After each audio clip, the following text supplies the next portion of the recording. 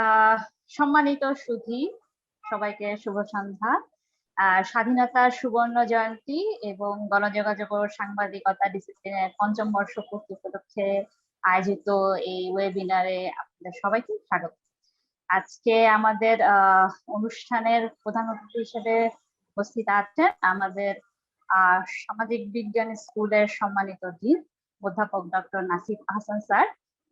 আপনারা মানে আপনাদের সাথে একটু শেয়ার করতে চাই একটা বিষয়, যে আমাদের ব্যানারে ছিল যে আমাদের মাননীয় উপাচার্য স্যার আমাদের সাথে যোগদান করবেন। তো ওনার শেষ মুহূর্তে ব্যস্ততার কারণে উনি আসলে অপরাধ, তো সেই জন্য উনি আমাদেরকে জানিয়েছেন উনি অনুষ্ঠানে উপস্থিত থাকতে পারছেন না। তো সেই জন্য আমরা আপনাদের কাছে আন্তরিকভাবে দুঃখিত। আশা করছি ভবিষ্যতে স্যার আমাদের সাথে কোনো না কোনো প্রোগ্রামে কোনো অনুষ্ঠানে অংশ নেবেন এবং আমরা তার কাছ থেকে কিছু জানতে পারবো। তো এই অনুষ্ঠানে আমাদের সাথে আরো উপস্থিত আছেন আমাদের মূল আলোচক, যিনি আজকের আমাদের ওয়েবিনারে যে বিজ্ঞাপনের যে বিষয়টা, যোগাযোগের বিজ্ঞাপন, বাংলাদেশের বিজ্ঞাপনের স্বরূপ তিনি আলোচনা করবেন। আমাদের সবার পরিচিত মুখ, বিশিষ্ট অভিনেত্রী, শিক্ষক এবং বিজ্ঞাপনী সংস্থা এক্সপ্রেশন লিমিটেড এর পরিচালক তোপা মজুমদার। এবং আমাদের সাথে আরো আছেন আমাদের সভাপতি মামুনুর রশিদ স্যার, উনি আমাদের হেডের দায়িত্বে আছেন। কিছুদিন হলো উনি হেড হিসেবে এখানে যোগদান করেছেন এবং তার সাথে আছে আমার প্রিয় সহকর্মীরা। সবাই আমরা একই ডিসিপ্লিনে কাজ করছি একসাথে, এবং আছে আমাদের শিক্ষার্থীরা যারা এই বিজ্ঞাপন যোগাযোগ নিয়ে জানতে আগ্রহী, যারা এই পঞ্চম বর্ষ পূর্তি যেটা আমরা হয়তো সশরীরে করতে পারতাম সেটা সম্ভব না হয় আমরা ওয়েবিনারে করছি। তারা এখান থেকে যতটুকু সম্ভব অংশগ্রহণ করে আমাদের সাথে থেকে একাত্মতা প্রকাশ করেছে এবং অনুষ্ঠানে অংশ নিচ্ছে। সেজন্য আমি সবাইকে ধন্যবাদও জানাচ্ছি। তো অনুষ্ঠানে প্রথম দিকে আমরা একটু উদ্বোধনী অনুষ্ঠানটি শুরু করতে চাই, অনুষ্ঠানটি উদ্বোধন করতে চাই। সেজন্য আমি আমাদের সম্মানিত ডিন ডক্টর নাসিফ আহসান স্যারকে অনুরোধ জানাচ্ছি অনুষ্ঠানটি উদ্বোধন করার জন্য।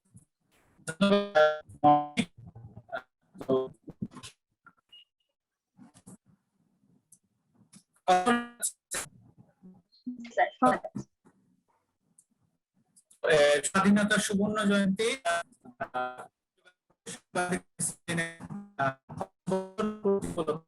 আজকে সকলকে সেই ওয়েবিনারে অংশগ্রহণের জন্য আমন্ত্রণ জানাচ্ছি। এবং আমাদের সাথে যিনি অতিথি আছেন, আমরা আসলে উন্মুখ হয়ে আছি ওনার কাছ থেকে ওনার কথা শোনার, কারণ এতদিন ওনাকে টেলিভিশনে দেখেছি, প্রথম হয়তো ওনার সাথে আর কি সরাসরি এরকম একটা ইন্টারাকশন আমাদের হচ্ছে। তো আমরা কথা না বাড়িয়ে আমি আসলে এই ডিসিপ্লিনের সর্বাঙ্গীন মঙ্গল কামনা করছি এবং এই ডিসিপ্লিনটি উত্তরোত্তর সামনের দিকে আরো এগিয়ে যাক, এই কামনা করেই আমি এখানে আপাতত আর কি থামছি। ধন্যবাদ মামনি। ধন্যবাদ নাসিফ আহসান স্যার। আমি এ পর্যায়ে শুভেচ্ছা বক্তব্য দেওয়ার জন্য আমন্ত্রণ জানাচ্ছি আমাদের ওয়েবিনারের প্রধান আলোচক তোপা মজুমদার ম্যামকে। ম্যাম, আপনি যদি আমাদের জন্য কিছু বলেন। আমি প্রথমেই কৃতজ্ঞতা প্রকাশ করতে চাই যে আমার পুরনো ছাত্ররা আমাকে মনে করে আসলে একটু পক্ষপাত দুষ্ট হয়েই আমার মনে হচ্ছে যে আজকে আমাকে এখানে আমন্ত্রণ জানিয়েছে। কিন্তু আমি খুবই ভাগ্যবান যে আজকে আমি ঢাকা বিশ্ববিদ্যালয়ের ছাত্র হয়েও খুলনা বিশ্ববিদ্যালয়ের শিক্ষক শিক্ষার্থীদের সাথে এরকম একটি ইন্টারাকশনের সুযোগ পাচ্ছি। আমি বারবারই মনামিকে একটা কথাই বলেছি যে এই সেশনটা যেন একতরফা কোনো বক্তৃতা না হয়, আমরা যেন পরস্পরের সাথে ভাব বিনিময় করতে পারি, কারণ এমন একটা কঠিন সময়ের মধ্য দিয়ে আমরা যাচ্ছি যেখানে আমরা যোগাযোগ থেকে সম্পূর্ণ বিচ্ছিন্ন, যোগাযোগের ছাত্র হয়েও আমরা যোগাযোগ বিচ্ছিন্ন, যেটা মানতে আমাদের খুবই কষ্ট হচ্ছে। তো সেখানেও একটু খোলা হাওয়ার মতো এই ছোট ছোট অনুষ্ঠানগুলো আমাদেরকে জীবনী শক্তি দেয়, বাঁচিয়ে রাখার অক্সিজেন যোগায়। তো আমি স্বাধীনতা সুবর্ণ জয়ন্তীতে এই যে খুলনা বিশ্ববিদ্যালয়ের গণযোগাযোগ ও সাংবাদিকতা ডিসিপ্লিনের সকল শিক্ষক শিক্ষার্থী এবং খুলনা বিশ্ববিদ্যালয়ের সকলকে, সংশ্লিষ্ট সকলকে আমার আন্তরিক শুভেচ্ছা, ধন্যবাদ, কৃতজ্ঞতা, অভিনন্দন জানাই। মনাম। অনেক ধন্যবাদ ম্যাম। এই পর্যায়ে আমি অনুরোধ জানাচ্ছি আমাদের ডিসিপ্লিনের হেড মামুনুর রশিদ স্যারকে কিছু বলার জন্য। আসসালামু আলাইকুম, সকলকে প্রীতি ও শুভেচ্ছা, শুভ সন্ধ্যা। গণযোগাযোগ ও সাংবাদিকতা ডিসিপ্লিন খুলনা বিশ্ববিদ্যালয়ের যাত্রা শুরু হয় 2016 সালে। দুইজন শিক্ষক আর প্রধান ভারপ্রাপ্ত হিসেবে দায়িত্ব ছিলেন আব্দুল জব্বার স্যার। তিনি তখনকার সময়ের ডিন ছিলেন এবং সোশিওলজির ডিপার্টমেন্টের হেড ছিলেন এবং একসাথে আমাদের প্রধান ছিলেন, আমাদের অভিভাবক ছিলেন। সেই থেকেই আমাদের যাত্রা। 2021 সালে এসে আমরা আমাদের 5টা ব্যাচ, আমাদের সহকর্মী দাঁড়িয়েছেন 12 জন। আমরা এখন মোট সহকর্মী হিসেবে আছি। হাঁটি হাঁটি পা করে আজ আমাদের 5 বছর পূর্তি হলো। তো এই 5 বছর পূর্তির ভিতরে প্রথমে আমাদের হেড হিসেবে দায়িত্ব ছিলেন আব্দুল জব্বার স্যার, আমি বলেছি। এরপরে আমাদের 2017 সালে আছেন professor doctor Musammat Hosne Ara madam. তিনি আমাদের মাঝে দীর্ঘদিন ছিলেন। এরপরে উনি খুলনা বিশ্ববিদ্যালয়ের উপাচার্যের দায়িত্ব প্রাপ্ত হওয়ায় উনি আমাদের ডিপার্টমেন্টের দায়িত্ব ছেড়ে দেন। এরপরে আমি সাময়িক দায়িত্ব হিসেবে বর্তমানে দায়িত্ব পালন করছি। বর্তমানে খুলনা বিশ্ববিদ্যালয়ের গণযোগাযোগ ও সাংবাদিকতা ডিসিপ্লিন খুলনা বিশ্ববিদ্যালয়ের একটি পরিচিত মুখ হতে পেরেছে। খুলনা বিশ্ববিদ্যালয়ের বিভিন্ন শিক্ষার্থীদের সংগঠন যেমন রয়েছে, সেসব সংগঠনের শীর্ষস্থানীয় নেতৃত্বে আমাদের শিক্ষার্থীরা আজকে সেখানে নেতৃত্ব দিচ্ছে। যেমন নয়া কিক রয়েছে, পিটার কিক সংগঠন, ওডিয়াম, রোটারি ক্লাব, বাঁধন, এছাড়াও রয়েছে বিজিএসসি। এছাড়া আমাদের খুলনা বিশ্ববিদ্যালয়ের আমাদের ডিসিপ্লিন যদি আমরা একটু অগ্রগতির কথা বলি, আমাদের ডিসিপ্লিন 2016 সালের প্রথম ব্যাচ দিয়ে যাত্রা শুরু করি। তারা আজ মাস্টার্সে এবং আমাদের প্রথম ব্যাচ থেকে একজন শিক্ষার্থী ডিন অ্যাওয়ার্ড পেয়েছে কিছুদিন আগেই আর কি। এছাড়া আমাদের প্রথম ব্যাচে যারা শিক্ষার্থী গ্রাজুয়েশন অলরেডি কমপ্লিট করেছে, এদের ভিতরে বিভিন্ন জব সেক্টর অলরেডি তারা ঢুকে গিয়েছেন।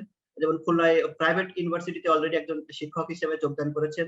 এছাড়া ব্যাংক এবং অন্যান্য প্রাইভেট সেক্টরে কাজ করছেন, বিভিন্ন প্রজেক্টেও কাজ করছেন। এছাড়া আমাদের খুলনা বিশ্ববিদ্যালয়ের সাংবাদিক সমিতি, এটা আলাদা সংগঠন যেখানে আমাদের শিক্ষার্থীরাই সেখানে নেতৃত্ব দিচ্ছে এবং আমাদের 25 জন শিক্ষার্থীর মতো দেশের বিভিন্ন শীর্ষস্থানীয় দৈনিক পত্রিকাতে কাজ করছেন। এছাড়া আমাদের খুলনা বিশ্ববিদ্যালয়ের গণযোগাযোগ ও সাংবাদিকতা ডিসিপ্লিন অদম্য বাংলা.com, অদম্য বাংলা যেটা আমাদের স্বাধীনতা যুদ্ধের, মুক্তিযুদ্ধের একটি স্মৃতিসৌধ খুলনা বিশ্ববিদ্যালয়ের, এই নামকে ধারণ করে অদম্য বাংলা.com নামে একটা অনলাইন নিউজ পোর্টাল চালু করেছে।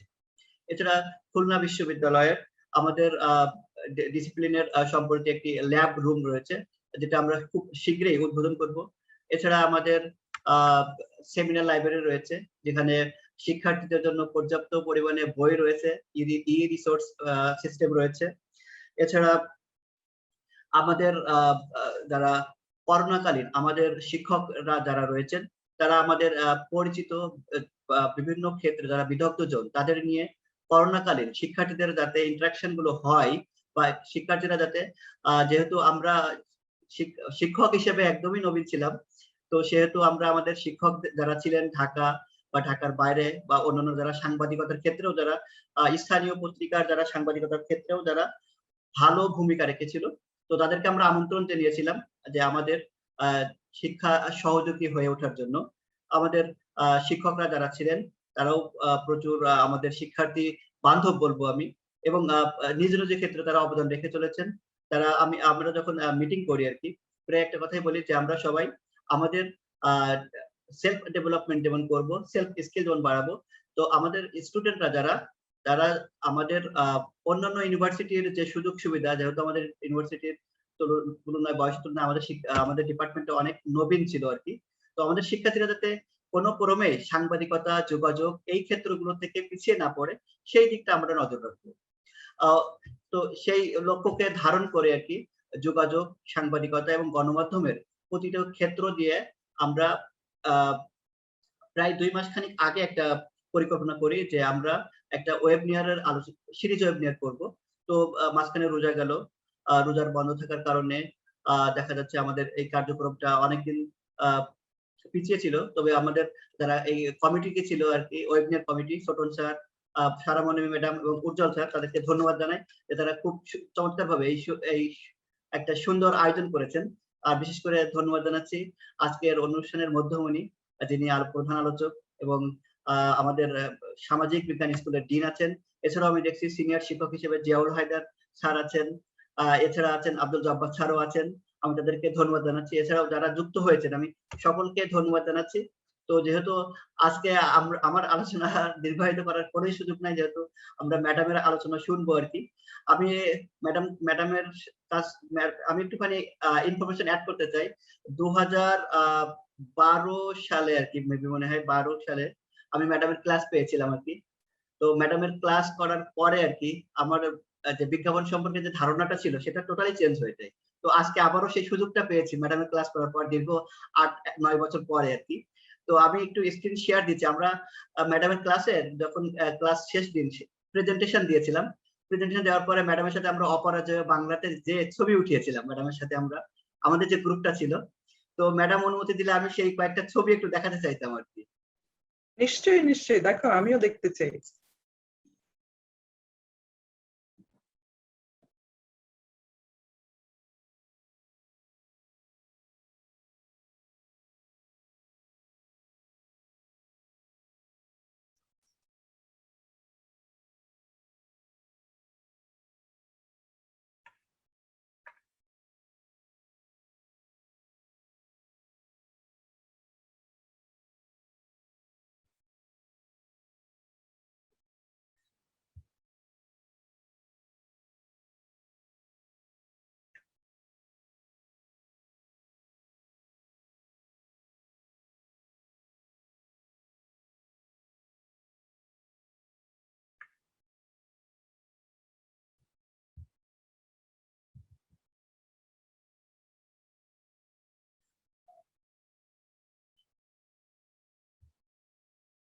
ম্যাডাম ছবি কি দেখা যাচ্ছে?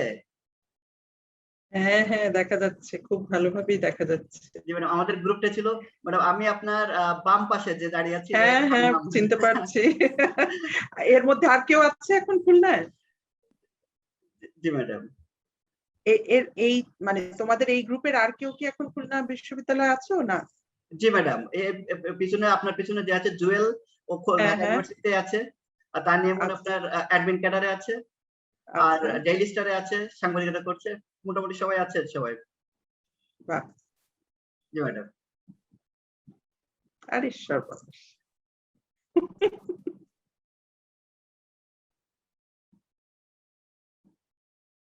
ম্যাডামকে অসংখ্য ধন্যবাদ। ধন্যবাদ। জি ম্যাডাম, আমি আর কথা বাড়াবো না। আমি সঞ্চালককে তার অনুষ্ঠান পরিচালনার জন্য অনুরোধ জানাচ্ছি। ধন্যবাদ সকলকে। ধন্যবাদ জনযোগাযোগ সাংবাদিকতা বিভাগের হেড মামুনুর রশিদ স্যারকে তার বক্তব্যের জন্য, এবং উনি কিছু স্মৃতি শেয়ার করলেন। তো আমাদের মানে যারা আমরা বিজ্ঞাপন কোর্সটি করেছি, আমাদের ম্যাডামের সাথে মানে স্মৃতি বেশ আছে, এবং আমরা আশা করছি যে এই স্মৃতির পাল্লা হয়তো ভবিষ্যতে আরো ভারী হবে যদি আমরা ম্যাডামের সাথে আরো কাজ করি, তার কথা আরো শুনি, মানে আলোচনার আমাদের সুযোগ তৈরি হয়। তো এই পর্যায়ে হেড মামুনুর রশিদ স্যার উনি আমাদেরকে জানিয়েছেন যে আমরা একটা ওয়েবিনার সিরিজ আয়োজন করছি। তো এই ওয়েবিনার সিরিজটা আমরা 6টি পর্বে ভাগ করেছি, এবং 6টি টপিকে আলোচনা হবে, এবং আমরা আমাদের বাংলাদেশের প্রেক্ষাপটে টপিকগুলোকে নির্বাচন করেছি, যেখানে বিশেষজ্ঞরা আসবেন, আমাদের সাথে কথা বলবেন, আমরা তাদের কাছ থেকে শুনবো। তো সে ধারাবাহিকতাতেই আজকে আমাদের প্রথম যে ওয়েবিনার বিষয়টি আমি আগে বলেছি যোগাযোগ বিজ্ঞান, এইটা নিয়ে আমি বিস্তারিত যাওয়ার আগে যেটা বলতে চাই সেটা হলো প্রপা মজুমদার ম্যাডামকে আমরা চিনি একজন শিল্পী হিসেবে চিনি, শিক্ষক হিসেবে চিনি। এখানে অনেক অতিথি আছেন যারা নতুন প্রজন্মের। তো আমি তাদের উদ্দেশ্যে প্রপা মজুমদার ম্যাডামের সংক্ষিপ্ত একটু পরিচিতিটা দিতে চাই। তো আমি আশা করছি সবাই এরপরের অংশটুকু মনোযোগ দিয়ে শুনবেন, এবং আমাদের আলোচনাটা এর পরপরই শুরু হবে। প্রভা মজুমদার ম্যাডাম মূলত মঞ্চে অভিনয় করেন, নির্দেশনা দেন, টেলিভিশন নাটকেও ওনাকে আমরা দেখেছি, উপস্থাপনাও করেন, এবং উনি শিক্ষক হিসেবে ঢাকা বিশ্ববিদ্যালয়ের গণযোগাযোগ ও সাংবাদিকতা বিভাগে পড়াচ্ছেন এবং বিজ্ঞাপনী সংস্থা এক্সপ্রেশন লিমিটেডের উনি পরিচালক হিসেবে আছেন এবং উনি গণযোগাযোগ ও সাংবাদিকতা বিভাগে প্রথম শ্রেণীতে প্রথম স্থান অধিকার করেছিলেন। কিন্তু শিক্ষক হিসেবে উনি যোগদান করেছিলেন। পরবর্তীতে উনি ওনার বিজ্ঞাপনের প্রতি যে ভালোবাসা বা আগ্রহ এবং অভিনয়ের প্রতি যে ভালোবাসা সেই জায়গাটিকে পার্সু করার জন্য উনি ফুল টাইম যে শিক্ষকতা ওই জায়গা থেকে বেরিয়ে আসেন এবং খণ্ডকালীন শিক্ষক হিসেবে বিজ্ঞাপন কোর্সটি উনি পড়ান। তো এর পাশাপাশি ওনার যে একটা বড় পরিচয় আছে সেটা আমি বলতে চাই, সেটা হলো বাংলাদেশের নাট্যাঙ্গনের কিংবদন্তি দুইজন মানুষ যাদেরকে আমরা চিনি, প্রখ্যাত মঞ্চ নাটক নির্দেশক, নির্মাতা, অভিনেতা এবং 21 পদকপ্রাপ্ত শিল্পী রামেন্দ্র মজুমদার এবং 21 পদকপ্রাপ্ত ও স্বাধীনতা পদকপ্রাপ্ত অভিনেত্রী ফেরদৌসী মজুমদারের তিনি একমাত্র সন্তান। তো জবা মজুমদারের ম্যাডামের কথা যদি আমি বলি তাহলে আসলে আমার মনে হয় ওনার গুণগুলোকে সামনে আনলেই আমাদের ওয়েবিনার এমনি শেষ হয়ে যাবে।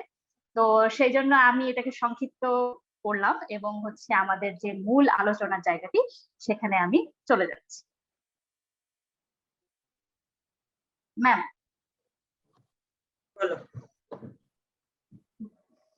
ম্যাম আমি একটু ফর্মালি আপনার সাথে শুরু করি। আপনি কেমন আছেন? ভালো আছি। ভালো আছি বলাটা কতটা সত্যি হলো ঠিক জানি না, এটা অভ্যাসবশত বললাম ভালো আছি, কারণ গোটা বিশ্বে এখন কেউ বুকে হাত দিয়ে বলতে পারবে না যে সত্যিই আমি ভালো আছি, কারণ বিশ্ব যেখানে জরাগ্রস্ত সেখানে বিশ্বের মানুষ হিসেবে আমরা সকলেই জরাগ্রস্ত কম বেশি। তবে আমরা সবাই সংগ্রাম করছি, চেষ্টা, কারণ এই চেষ্টাটা, ইচ্ছাটা, আশাটা না থাকলে আমরা বহু আগেই মরার আগে মরে যাব, তো সেটা করতে চাই না কখনো। ম্যাম আপনি তো চেষ্টার কথা বললেন, ভালো লাগার কথা বললেন, তো আমি শুরু করতে চাই। আপনি গণযোগাযোগ ও সাংবাদিকতা বিভাগ থেকে পড়াশোনা করেছেন, ভালো ফলাফলও করেছেন। তো মানে যেভাবে আমরা হলো, আমি পরিসংখ্যানগত ভাবে বলতে পারছি না, বাট মনস্তাত্ত্বিক ভাবে বা আমার আশেপাশের অভিজ্ঞতা থেকে বলছি যে বেশিরভাগ সময় মানুষ চিন্তা করে আমি ব্যাংকার হব, আমি শিক্ষক হব, আমি সরকারি কর্মকর্তা হব বা আমি ব্যবসায়ী হব। তো আপনি বিজ্ঞাপন এবং মানে অভিনয় এই দুটো জায়গাকে কেন বেছে নিয়েছেন? অভিনয়টা তুমি যেরকম আমার পরিচয় দেওয়ার সময় বললে যে আমি এমন একটা পরিবারে জন্ম নিয়েছি যেটা পুরোটাই মঞ্চকে ঘিরে, আমার বাবা মা বাঁচেন আজ অব্দি মঞ্চকে ঘিরে, তো আমার জন্ম বেড়ে ওঠা পুরোটাই মঞ্চ নাটকের মধ্য দিয়ে, ফলে আমার রক্তের মধ্যে মঞ্চটা, থিয়েটারটা মিশে গেছে। ওটা আমি বোঝার আগেই আমি কোনো না কোনো ভাবে ওটার সাথে যুক্ত হয়ে গেছি। যদিও আমার বাবা মার অনেক ইচ্ছা ছিল, আমার বাড়িতে বারবার শিক্ষক রাখা হলো, আমাকে ছায়ানটে ভর্তি করা হলো, আমার জন্য তানপুরা কেনা হলো, কিন্তু আমার আর গান গাওয়া হলো না। গান আমি খুব পছন্দ করি, কিন্তু সেটা করবার জন্য যে নিষ্ঠাটা দরকার, যে চর্চাটা দরকার, সেই আগ্রহ নিষ্ঠাটা আমার ছিল না, যেটা আমার অভিনয়ের ক্ষেত্রে বা থিয়েটারের ক্ষেত্রে আছে। তো ওটা একদিক থেকে যে এটা আমার রক্তের সাথে মিশে আছে, আমি হয়তো যতদিন বাঁচবো হয়তো আমি মঞ্চটার সাথে থাকবো। আর বিজ্ঞাপনটাও কিন্তু একইভাবে, আমার বাবা, আমি জন্মের পর থেকে আমার বাবাকে দেখেছি বিজ্ঞাপন পেশার সাথে, হয়তো পরোক্ষভাবে সেটা আমাকে প্রভাবিত করেছে। আর আমি যখন পড়াশোনা করেছি, একটা তথ্য দেই, তুমি যেটা বললে যে আমি বিজ্ঞাপন পেশায় আসবার জন্য বা অভিনয়ের সাথে থাকবার জন্য বিশ্ববিদ্যালয়ের শিক্ষকতা ছেড়েছি, বিষয়টা ঠিক তেমন নয়। কারণ এই দুটো করেও খুব ভালোভাবেই শিক্ষকতা করা যায়, কিন্তু আমার যেটা হয়েছিল কি, যে আমি, এখানে সব শিক্ষার্থী আছে তাদের সামনেই বলি, আমি পড়াশোনা করতে একদম ভালোবাসতাম না, কখনোই ভালোবাসতাম না। আমার যে রেজাল্ট গুলো হয়েছে সেগুলো বাই চান্স রেজাল্ট হয়েছে, কারণ আমি ভয় পেতাম, পরীক্ষা এলেই আমার খুব ভয় করতো, অনেক পড়াশোনা করতাম, তো সেই জায়গা থেকে হয়তো ভালো হয়ে গেছে। তো তারপরে আমি শিক্ষকতা করব না সেটাও আমার খুব একটা আগ্রহ ছিল না, কিন্তু সবাই আমাকে বললো বিশ্ববিদ্যালয়ে শিক্ষকতার সুযোগ, একবার চেষ্টা করো, যদি ভালো না লাগে। আমার মা আমাকে বললেন, আমার এটা, আমি ভীষণ ভাগ্যবান, আমার বাবা মা, বিশেষ করে আমার মা, সব সময় আমার ইচ্ছাটাকে, আমার চাওয়াটাকে প্রাধান্য দিয়েছে। আমাকে বলছেন তুমি চেষ্টা করো, তোমার যদি ভালো লাগে করবে, না হলে না। তা আমি ঢুকলাম, আমি বিশ্ববিদ্যালয়ে 1 বছর শিক্ষকতা করলাম। আমি এখনো বলি আমার জীবনের অন্যতম সেরা বছর হচ্ছে সেটি, আর তার কারণই হচ্ছে আমার শিক্ষার্থীরা, আমার ছাত্রছাত্রীরা আমাকে এত ভালোবাসে, আমার মনে হয় এর চেয়ে বড় পাওয়া আমার জীবনে আর কিছুই হতে পারে না। কিন্তু ওই একই সাথে আমার ভয়টা আরো জেঁকে বসলো, কারণ ওই 1 বছর আমি যত পড়াশোনা করেছি আমার সারা জীবনেও আমি তত পড়াশোনা করিনি। তো তখন আমার মনে হচ্ছে ওদের সর্বনাশ, আমি যদি শিক্ষকতা করি আমাকে তো এতই পড়তে হবে, সারাক্ষণই এত পড়তে হবে, এবং আমি ভীষণ রকমের হোমসিক, আমি বিদেশে থাকতে পারি না। তো আমার মনে হলো আমি যদি এই শিক্ষকতায় থাকি, পিএইচডি না করি, উচ্চতর শিক্ষা না নিই, তাহলে এই কুপমণ্ডুক হয়ে শিক্ষকতা করার কোনো মানে হয় না। ফলে আমি সিদ্ধান্ত নিলাম যে আমি এই পেশাটাতে থাকবো না। কিন্তু পরবর্তীকালে আমার শিক্ষকরা আমার বিভাগ থেকে যখন আমাকে বললেন যে তুমি অন্তত একটা কোর্সের সাথে যুক্ত থাকো, আমার মনে হয়েছে নিশ্চিতভাবেই আমি সেই কাজটি করতে চাই। এটা আমার পড়াশোনার সাথে আমার সম্পর্কটা বজায় থাকবে, পাশাপাশি বিভাগের প্রতি আমার যে দায় আছে সেই দায়টা কিছুটা হলেও আমি মেটাতে পারবো। আপনার একাডেমিক যে অভিজ্ঞতা এবং আপনার মানে হাতে কলমে কাজের যে অভিজ্ঞতা, তো বিজ্ঞাপন তো আমাদের জীবনের সাথে একদম মানে কি বলবো, একদম ওতপ্রোত যে শব্দটা আমরা ব্যবহার করি ওভাবেই জড়িয়ে আছে। তো রাস্তায় বের হলেও বিজ্ঞাপন, ঘরে বসলেও বিজ্ঞাপন, আবার আমি যদি একটা কাগজ হাতে নিই সেখানেও বিজ্ঞাপন। তো সেক্ষেত্রে আপনি আপনার অভিজ্ঞতা থেকে বিজ্ঞাপন কনসেপ্টটাকে আসলে কিভাবে আর কি দেখবেন বা আমাদেরকে বলবেন দেখতে, এই বিষয়টা নিয়ে কি জানেন? আচ্ছা, আমি এই আগের প্রশ্নের সাথে একটু যোগ করি। সেটা হচ্ছে, তুমি যে আমাকে বললে যে এত পেশা থাকতে আমি কেন বিজ্ঞাপনে এলাম, এটার একটা অন্যতম কারণ হচ্ছে এই বৈচিত্র্যটা। বিজ্ঞাপন পেশার মধ্যে 1 নম্বর হচ্ছে জীবনের সাথে সরাসরি সম্পৃক্ত। আমার কখনো মনে হয় না, আমাদের গোটা গণযোগাযোগ ব্যাপারটাই কিন্তু তাই। গণযোগাযোগ সাংবাদিকতার মানে বিষয়টির মজাটাই ওখানে। অন্য সব ডিসিপ্লিনের একটা মনোটনি থাকলেও আমাদের ডিসিপ্লিন কোনোদিনই মনোটনি থাকবে না, কারণ প্রতিদিন নতুন কিছু ঘটে এবং জীবনে যা ঘটে সেটাই আমরা পড়ি। বিজ্ঞাপনও ঠিক তেমনি। এই কারণেই এই পেশাটি আমাকে আকর্ষণ করে, যে জীবনের সাথে সংশ্লিষ্ট, একই সাথে প্রতিদিন নতুন কাজ করার সুযোগ থাকে। আর তুমি যে কথাটা বলছো যে আমি কিভাবে দেখি, আমি দুটো জায়গা থেকে দেখি। 1 নম্বর হচ্ছে, আগের চেয়ে বর্তমান সময়ে এসে বিজ্ঞাপনের কিন্তু প্রভাবটা অনেক বেশি। বিজ্ঞাপন দেখে মানুষ ওই অনুযায়ী কথা বলে, ওই অনুযায়ী পোশাক পরে, এরকমও হয়। বাচ্চারা সেটা দেখে খাওয়া দাওয়া করে, তার মানে ওর মনস্তত্ত্বে একটা প্রভাব রাখছে। সুতরাং বিজ্ঞাপনকে অবশ্যই দায়িত্বশীল হতে হবে, এটা আমি সবসময় মনে করি। যে আমার বিজ্ঞাপন শুধুই অবশ্যই শেষ পর্যন্ত আমার লক্ষ্য হচ্ছে পণ্য বিক্রি করা, কিন্তু পণ্যটা আমি সমাজের মূল্যবোধ, সমাজের ন্যায় নীতি, সমাজের ইতিবাচকতা, সেগুলোর ঊর্ধ্বে উঠে আমি পণ্য বিক্রির পক্ষে কখনোই ছিলাম না, নেই, থাকবো না। কাজে আমাকে সবসময় মনে রাখতে হবে যে বিজ্ঞাপনের যেহেতু একটা সুদূর প্রসারী প্রভাব আছে, আমাকে অবশ্যই দায়িত্বশীল ভাবে বিজ্ঞাপনের বার্তাগুলোকে তৈরি করতে হবে।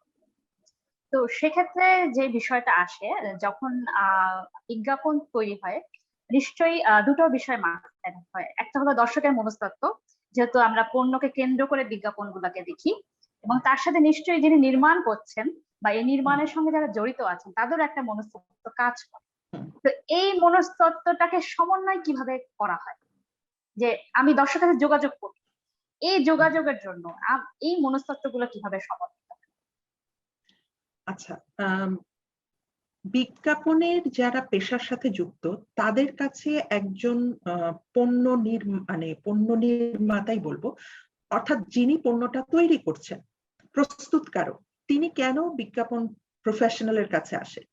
আসার একটাই কারণ, উই আন্ডারস্ট্যান্ড পিপল মোর।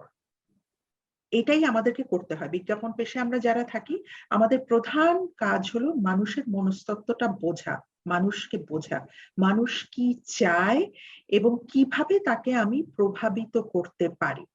সুতরাং আমরা মাঝখানে দাঁড়িয়ে আছি, একদিকে হচ্ছে ভোক্তা বা ক্রেতা, আরেক দিকে হচ্ছে পণ্য প্রস্তুতকারক। সুতরাং আমাদের দায়িত্বটা হচ্ছে একই সাথে পণ্যটা বিক্রি করা, এবং সেই বিক্রির ক্ষেত্রে আমার প্রথম ধাপ হচ্ছে মানুষকে বোঝা, বা আমি যদি বলি টার্গেট কনজিউমারকে, সেই কনজিউমারকে বোঝা। সেই কনজিউমারকে বোঝার জন্য আমার ঘরে বসে থাকলে কিন্তু আমি বুঝতে পারবো না। আমি বিজ্ঞাপনের ক্লাসে সবসময় একটা কথা বলি, যে আমি আহ, বলতে পারবো না বিজ্ঞাপন প্রফেশনাল হিসেবে, না ভাই আমি তো বাংলা সিনেমা দেখি না, খুবই বাজে, বাংলা সিনেমা আমার একদম রুচিতে বাঁধে, আমি দেখি না। আবার একই সাথে আমি বলবো না যে না আমি তো কুরোসাওয়ার নামই শুনি নাই কোনোদিন। আমাকে বিজ্ঞাপন পেশায় যদি থাকতে হয় আমাকে সব জানতে হবে, সত্যি কথা এটা, আমাকে সবকিছু কম বেশি জানতে হবে, কারণ আমি জানি না কখন আমাকে কার জন্য বিজ্ঞাপন তৈরি করতে হবে। আজকে আমাকে মার্সিডিজ বেঞ্জেরও বিজ্ঞাপন হতে পারে, আবার 10 টাকার ব্যাংক অ্যাকাউন্টের জন্য আমাকে বিজ্ঞাপন তৈরি করতে হবে। একটা 10 টাকার ব্যাংক অ্যাকাউন্টের ভোক্তা হচ্ছেন একজন হয়তো রিক্সা চালক, আবার মার্সিডিজ বেঞ্জের জন্য হয়তো আমি একজন কোটিপতির কাছে যাব, বা খুবই উচ্চশিক্ষিত একজন মানুষের কাছে যাব, সমাজের একজন বিত্তবান মানুষের কাছে যাব। কাজেই আমি হয়তো কোনো সোসাইটিতেই বিলং করি না, কিন্তু আমাকে ওই দুজন মানুষেরই মনস্তত্ত্ব, সামাজিক মূল্যবোধ, চাওয়া পাওয়া, রুচি, পছন্দ, দৃষ্টিভঙ্গি, এবং তিনি কি কি বিনোদনকে মাধ্যমের সাথে যুক্ত উপভোগ করেন, সবকিছুই আমাকে কম বেশি জানতে হয়।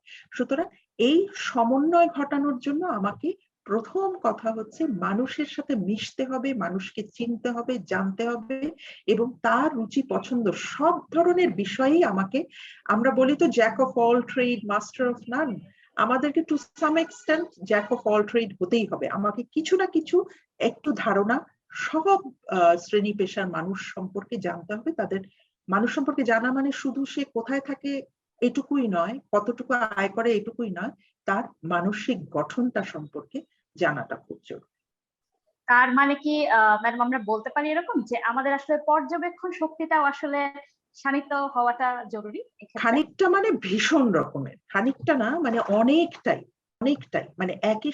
আমি তো 16 কোটি মানুষের সাথে মিশতে পারবো না, আমাকে একজনকে দেখে 10 জনকে জাজ করতে হবে। সুতরাং সেই একজনকে দেখাটা আমার মানে গভীরে গিয়ে তাকে বুঝতে হবে।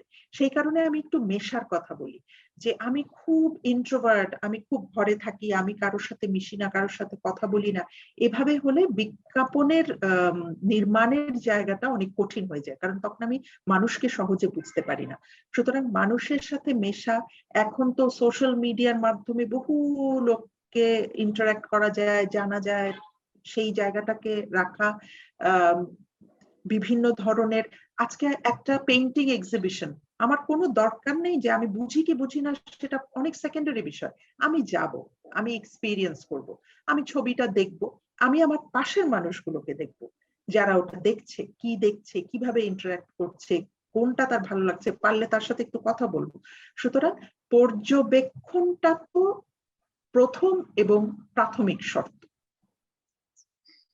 এই ক্ষেত্রে আমার যে প্রশ্নটা এখন মনে আসছে সেটা হলো, আপনি যে বিজ্ঞাপনের কথা বলছেন মার্সিডিজ বেঞ্চ এবং 10 টাকার যে উদাহরণটা দিলেন, তো আমি একটু ছোট্ট একটা জিনিস শেয়ার করতে চাই অতিথিদের সাথে।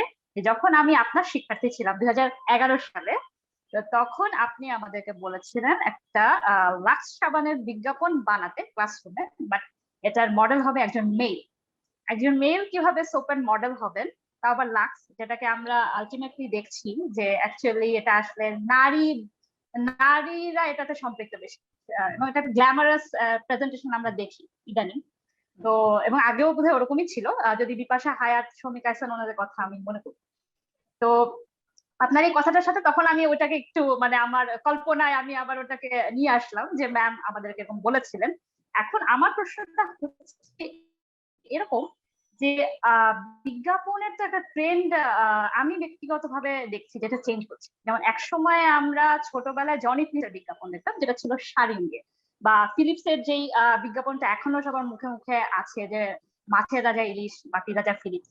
তো এই যে জায়গাটা, এখান থেকে এখন আমি যে বিজ্ঞাপনগুলো দেখতে পাচ্ছি সেটা হচ্ছে আহ মানে খুব পারিবারিক সম্পর্ক, মানবিক সম্পর্ক, দেশপ্রেম, এই ধরনের সামাজিক বার্তা নিয়ে আসছে। তো অনেক সময় এরকমও আছে যে অনেকে বলেন যে আমি তো বুঝলামই না যে এখানে প্রোডাক্ট আসলে কি, বা অনেক সময় সচেতন মানুষ বুঝতে পারছেন যে তাকে ওই বার্তাটার মাধ্যমে পণ্যটা দিকে আকর্ষণ করা হচ্ছে। যদি আমরা গ্রামীণ ফোনের বিজ্ঞাপন গুলো দেখি বা বাংলা লিঙ্কের বিজ্ঞাপনটা দেখি, তো এই যে ট্রেন্ডের একটা চেঞ্জ, এই চেঞ্জটাকে আপনি কিভাবে দেখছেন? মানে এটা কতখানি ইফেক্টিভ? এটা কি আগে পণ্যকে কেন্দ্র করে যে বিজ্ঞাপন হতো সেটার চেয়ে কি এই সামাজিক বার্তাগুলো যে দেয়া হচ্ছে পণ্যের মাধ্যমে সেটা বেশি গুরুত্ব পাচ্ছে, বা সেটাই কি বেশি প্রভাবিত করছে বলে মনে করছেন, এরকম কিছু? আচ্ছা, এখানে বেশ কয়েকটা বিষয় আছে। সেটা হলো যত আহ, বাজার যত প্রতিযোগিতামূলক হবে, তত নানা ধরনের শুধু পণ্য স্পেসিফিক বিজ্ঞাপনের সংখ্যা কমতে থাকবে। তার কারণ হচ্ছে, আমি যদি একটা পণ্যের সাথে আরেকটা পণ্যের পার্থক্য করি, যদি আমি খুঁজতে যাই যে ইউনিক সেলিং প্রপোজিশনটা কি, তাহলে দেখা যাবে কি, মানে 19-20ও না, ও 20 সবাই এক। কাজেই এদেরকে বাজারে টিকে থাকতে গেলে, টপ অফ মাইন্ড রিকল হওয়ার জন্য বা অন্যদের থেকে নিজেকে আলাদা করার জন্য এমন কিছু ইমোশনাল কানেক্ট দর্শকের সাথে করতে হয় বা ক্রেতার সাথে ভোক্তার সাথে করতে হয়, যাতে করে ভোক্তার জীবনের একটা অংশ সে হয়ে উঠতে পারে। আর সেটা শুধু মানে ঘষলে পরিষ্কার হবে এইটুকু বললেই সে আমার জীবনের অংশ হতে পারবে না। আমার চিন্তা, আমার ভালোবাসা, এই সবকিছুর, আমার আবেগের সঙ্গে তাকে সম্পৃক্ত হতে হবে। সেই কারণেই কিন্তু এখন বিজ্ঞাপনগুলো এরকম নানাভাবে নিজেদেরকে তুলে ধরার চেষ্টা করছে, নিজেদের ব্র্যান্ড বিল্ড করার চেষ্টা করছে। আমরা ক্লাসে সবসময় পড়েছি যে প্রোডাক্ট আর ব্র্যান্ডের মধ্যে অনেক পার্থক্য আছে। সবগুলোই প্রোডাক্ট, কিন্তু ব্র্যান্ড তখনই হয়ে ওঠে যখন ওটার সাথে একটা ইমোশনাল কানেক্ট অডিয়েন্স তৈরি হয়। কিন্তু এখানে একটি বিষয় লক্ষ্য রাখবার, সেটা হলো এই যে তুমি উদাহরণ দেওয়ার সময় বললে না, যে অনেকেই বলছে যে খুব ভালো লেগেছে বিজ্ঞাপন, কিন্তু কিসের বলতে পারছি না, এটি আমার কাছে মোটেই সমর্থনযোগ্য নয়। আমি ব্যক্তিগতভাবে ক্রিয়েটিভিটি ফর ক্রিয়েটিভিটির সেইকে বিশ্বাস করি না। তার কারণ, সেই ক্রিয়েটিভিটি আমি কখন করব? হ্যাঁ, আমি যখন ত্রোপা থিয়েটার কর্মী, তখন আমি মঞ্চে এমন থিয়েটারই করতে পারি যেটা আমি করতে চাই, আমি সম্পূর্ণভাবে আমি নিজে যা দেখাতে চাই। কিন্তু যখন আমি বিজ্ঞাপনের কাজটা করি, তখন আমাকে মাথায় রাখতে হয় যেই লোকটি পয়সা দিচ্ছে সে কিন্তু তার পণ্যটা বিক্রি করতে চায়। কাজেই আমি এমন কিছু করব না যেই ক্রিয়েটিভিটিটা তার পণ্যকে ছাপিয়ে যাবে। আমি যাই করি না কেন, সেটি যেন কোনো না কোনো ভাবে ক্রেতা বা ভোক্তা সেই পণ্যের সাথে কানেক্ট করতে পারে। সে যেন মনে করতে পারে যে ও আচ্ছা, তুমি যেই নামগুলো বললে যে হ্যাঁ ও আমাকে এটা কমেন্ট করেছে, ও এই ধরনের, ও দেশপ্রেমিক, এইটুক ভাবনায় যেন সে বুঝতে পারে যে হ্যাঁ দেশপ্রেমিক মানে কে, ও। ওই নামটাই যদি তার মনে না থাকে, তাহলে কিন্তু এই ধরনের ক্রিয়েটিভ ট্রেন্ডের ইমোশনাল কানেক্টটা সম্পূর্ণভাবে বৃথা হয়ে যায়। ম্যাম, আমাদের সাবেক ডিসিপ্লিন প্রধান আব্দুল জব্বার স্যার, উনি কিছু বলবেন সম্ভবত। স্যার, আপনাকে অনুরোধ করছি আপনার বক্তব্য দেওয়ার জন্য। আসসালামু আলাইকুম স্যার। ভালো আছেন? আছি, ভালো আছি। আমি যে বিষয়টা এই আপনার কথা সূত্র ধরেই দুটো বিষয় আমার জানতে ইচ্ছে করে আপনার থেকে। আপনি কি আমার শুনতে পাচ্ছেন আমার কথা? হ্যাঁ হ্যাঁ পাচ্ছি। সেটি হচ্ছে যে দেখেন, আমাদের বাংলাদেশের আমরা 80-র দশকের থেকে যদি শুরু করি, সিনেমাগুলোর যে কাহিনী ছিল, মানুষ সেই সিনেমাগুলো খুব আগ্রহ ভরেই দেখতো এবং আমরা এখনো পর্যন্ত সেগুলো দেখি, ভুলতে পারি না সেগুলো। আর সাম্প্রতিক সময়ে যে সিনেমাগুলো তৈরি হচ্ছে সেগুলো কিন্তু মানুষ মুখ ফিরিয়ে নিয়েছে বলা যায়। আপনারা এই বিষয় জানেন। ঠিক অনুরূপ ভাবে আমি যেটাকে এই প্রসঙ্গটি টানার কারণ হচ্ছে যে সাম্প্রতিক সময়ে আমরা যে বিজ্ঞাপনগুলো দেখছি, সেই বিজ্ঞাপনগুলোও কিন্তু ঠিক আমার ব্যাখ্যা এটা এরকমই, যে সেখান থেকে মানুষ মুখ ফিরিয়ে নিচ্ছে। কারণটি হচ্ছে এরকম যে আগের দিনে যে বিজ্ঞাপনটি দেওয়া হতো, একটু আগে সারা নিজেও বলছিলেন যে যেভাবে প্রেজেন্টেশন ছিল বা কাহিনী, একটা তথ্য ভিত্তিক একটা বিজ্ঞাপন আসতো, শিক্ষকদের দিয়ে বিজ্ঞাপন দেওয়া হতো, সেখানে একটা তথ্য থাকতো এবং মানুষ সেটা মানতো। আমি যদি ফর এক্সাম্পল গ্রামীণের যে বিজ্ঞাপনগুলোর কথা বলি, এটা মন ছুঁয়ে যায়। যেমন একটা উদাহরণ আমি এক্ষুনি বলি, যেটা চঞ্চল চৌধুরী, তিনি গ্রামে যাচ্ছেন, নৌকাতে চড়ে হারিকেন হাতে মায়ের কাছে যাচ্ছেন, গান গাচ্ছেন, পথের ক্লান্তি ভুলে ভুলে মাখা, এই যে হেমন্ত যে গানটি ছিল, তো এই যে একটা মানুষের মন ছুঁয়ে যাওয়া, ঠিক অনুরূপভাবে সারা যেহেতু উল্লেখ করছে দুটো মোবাইল ফোন কোম্পানির, আমি ওই দুটো থেকে নিচ্ছি।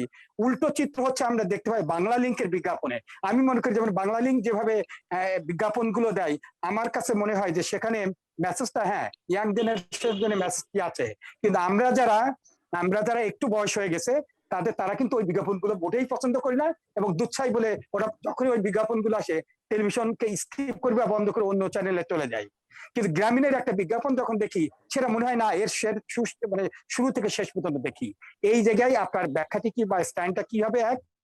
দুই হচ্ছে বিজ্ঞাপনই হচ্ছে আমি মনে করি যে যোগাযোগের মানুষের কাছে, যে কোনো টাইপ ধরনের মানুষের কাছে পৌঁছানোর একটি বড় মাধ্যম হচ্ছে এই বিজ্ঞাপন। কিন্তু সেই বিজ্ঞাপনটি যদি তথ্য ভিত্তিক এবং সঠিক না হয়, এবং এই বিজ্ঞাপনের উপরে আপনার দৃষ্টিকোণ থেকে আপনি দয়া করে বলবেন, সেটি হচ্ছে যে বিজ্ঞাপনের উপরেও কোনো সেন্সর আরোপ করার প্রয়োজন আছে কিনা। কেন? বিকজ অফ, আমি এই কারণে মনে করি যে আমরা ছোটবেলা থেকে নামটা শিখতাম, 2 একে 2, 2 দুগুণে 4, 3 দুগুণে 6, এই যে শিক্ষা, সেই শিক্ষার থেকে যখন আমরা এখন বিজ্ঞাপনে দেখি যে 3 দুগুণে 5, 3 দুগুণে 5, কেন 3 দুগুণে 5 হবে? যখন বাচ্চাদেরকে আমরা শেখাচ্ছি সকাল ছোটকাল থেকে যে তোমরা নামটা শিখো, 3 দুগুণে 6 হয়, সেখানে বিজ্ঞাপনে আমরা দেখানো হচ্ছে, টেলিভিশন বলেন বা বিভিন্ন জায়গায় আমরা এটা দেখি যে 3 দ্বিগুণে 5 বলা হচ্ছে। তখন একটা আমি হয়তো বুঝি যে 3 দুগুণে 5 এর মানে কি, কিন্তু একটা বাচ্চা, যে চাইল্ড সাইকোলজি, যেটা একটা চাইল্ড বেবি, সেই স্কুলে যায়, সে নামটা শিখলে 3 দুগুণে 6 হয়, সেই জায়গায় যদি বিজ্ঞাপনে দেখানো হয় 3 দুগুণে 5 হয়, এটা কি দেখাচ্ছে? কিভাবে? যে আমি 3টা শ্যাম্পু কিনবো 2 টাকার, 3টা যদি কিনি তাহলে আমি হচ্ছে 5 টাকা দিতে হবে, আমাকে 6 টাকা দিতে হবে না। কিন্তু এটা আমি বুঝতেছি, কিন্তু আমার যে বাচ্চাটা টেলিভিশনের সামনে বসে আছে, আমার সাথে টেলিভিশন দেখতেছে, তার আন্ডারস্ট্যান্ডিংটা কি হবে, এবং তার এই যে আমরা যে শিক্ষাটি দিলাম, ও কি শিক্ষাটা নিবে এখান থেকে? যোগাযোগটা কি তাহলে ডিস্টরশনে পড়ছে কিনা? এই যে আমরা বলি কমিউনিকেশন ডিস্টরশনে পড়ে, নয়েসে পড়ে, তখন আমার কোডার এবং ডিকোডার এর মধ্যে কিন্তু মানে কমিউনিকেশনটা হয় না, ইন্টারাকশন হয় না। কমিউনিকেশন থিওরিতে আমি যখন পড়েছি তখন এটা দেখেছি। তো আপনি দয়া করে, আমি অনুরোধ করবো আপনাকে এই দুটো জিনিস আমাকে একটু ক্লিয়ার করবেন। থ্যাংক ইউ ভেরি মাচ, ভালো থাকবেন। ধন্যবাদ স্যার। আমি কতটুকু ক্লিয়ার করতে পারবো জানি না, আমি আমার মতামতটা দিতে পারি। হ্যাঁ, সেটা হচ্ছে প্রথম কথা, আপনি যেটা বললেন যে বিজ্ঞাপন থেকে এখন মুখ ফিরিয়ে নিচ্ছে, এটা আমি কিঞ্চিত আপনার সাথে দ্বিমত পোষণ করছি বিনয়ের সাথে। সেটা হচ্ছে আপনি নিজেই বললেন কিন্তু যে একটা ব্র্যান্ডের বিজ্ঞাপন আপনার ভালো লাগছে, আরেকটা ব্র্যান্ডের বিজ্ঞাপন ভালো লাগছে না, কারণ হয়তো তরুণ প্রজন্মকে ছুঁয়ে যাচ্ছে, আমরা যারা একটু বয়স্ক তাদেরকে হয়তো স্পর্শ করছে না। এখানে একটু দেখার বিষয় আছে, ওরা আসলে কাকে ছুঁয়ে যেতে চেয়েছে। হতে পারে ওই ব্র্যান্ডটি চেয়েছে তরুণ প্রজন্মকে ছুঁয়ে যেতে, কাজেই তার লক্ষ্যটা কি ছিল, তার ব্র্যান্ডের টার্গেটটা কি ছিল, সেইটা বোঝাটা খুব জরুরি। এমন হতেই পারে যে আমার ভীষণ অপছন্দ হলো, কিন্তু আমার মেয়ের খুব পছন্দ হলো, ওরা হয়তো তাই চেয়েছে। এটা আমি এই জায়গাটায় আমার মনে হয় যে একটু হয়তো ব্র্যান্ডে পার্থক্য থাকবে। সেকেন্ডলি, যেটা মুখ ফিরিয়ে নেওয়ার বিষয়টা, হ্যাঁ কোনো জায়গায় আমরা মুখ ফিরিয়ে নিচ্ছি, সেটার কারণটা যতটা না বিজ্ঞাপনের কন্টেন্ট বা বিজ্ঞাপন তৈরির প্রক্রিয়া মনে হয়, আমার কাছে মনে হয় ব্যক্তিগতভাবে quantity is a big factor. এখন আমরা টেলিভিশনে কোনো কিছু দেখতে পারি না বিজ্ঞাপনের যন্ত্রণায়, ফলে ওই বিজ্ঞাপন আমার ভালো লাগার কোনো কারণই নেই। মানে বিজ্ঞাপন, আমরা এখন তো বিজ্ঞাপনের মাঝে অনুষ্ঠান দেখি, ফলে বিজ্ঞাপনটা আমাদের কাছে একটা ওভারঅল বিরক্তির মাধ্যম হয়ে গিয়েছে। এটা একটা। দ্বিতীয় প্রশ্ন, আপনি যেটা বললেন যে সেন্সরের প্রয়োজন আছে কিনা, আমার যারা সহকর্মী আছেন বিজ্ঞাপনের ক্ষেত্রে, তারা হয়তো আমার এই কথাটি শুনলে খুবই ক্ষুব্ধ হবেন, কিন্তু আমি ব্যক্তিগতভাবে মনে করি একটা কোনো স্ক্রুটিনি দরকার, অবশ্যই দরকার। তার কারণ হচ্ছে গণমাধ্যমে যাচ্ছে, এটা এমন কিছু না যে আমি ঘরে বসে কেউ দেখতে চাইলে দেখতে পারলো, এই এক্সিবিশনে ইচ্ছে হলে এলো, ইচ্ছে হলে এলো না।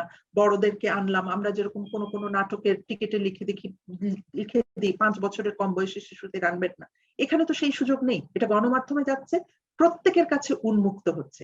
সুতরাং এখানে আমি শুরুতেই যে কথাটা বলেছি, দায়িত্বশীলতার সাথে যোগাযোগ করতে হয়, এবং আমি ধরে নিতে পারি না যে শতভাগ বিজ্ঞাপনই খুব দায়িত্বশীল বিজ্ঞাপন হবে।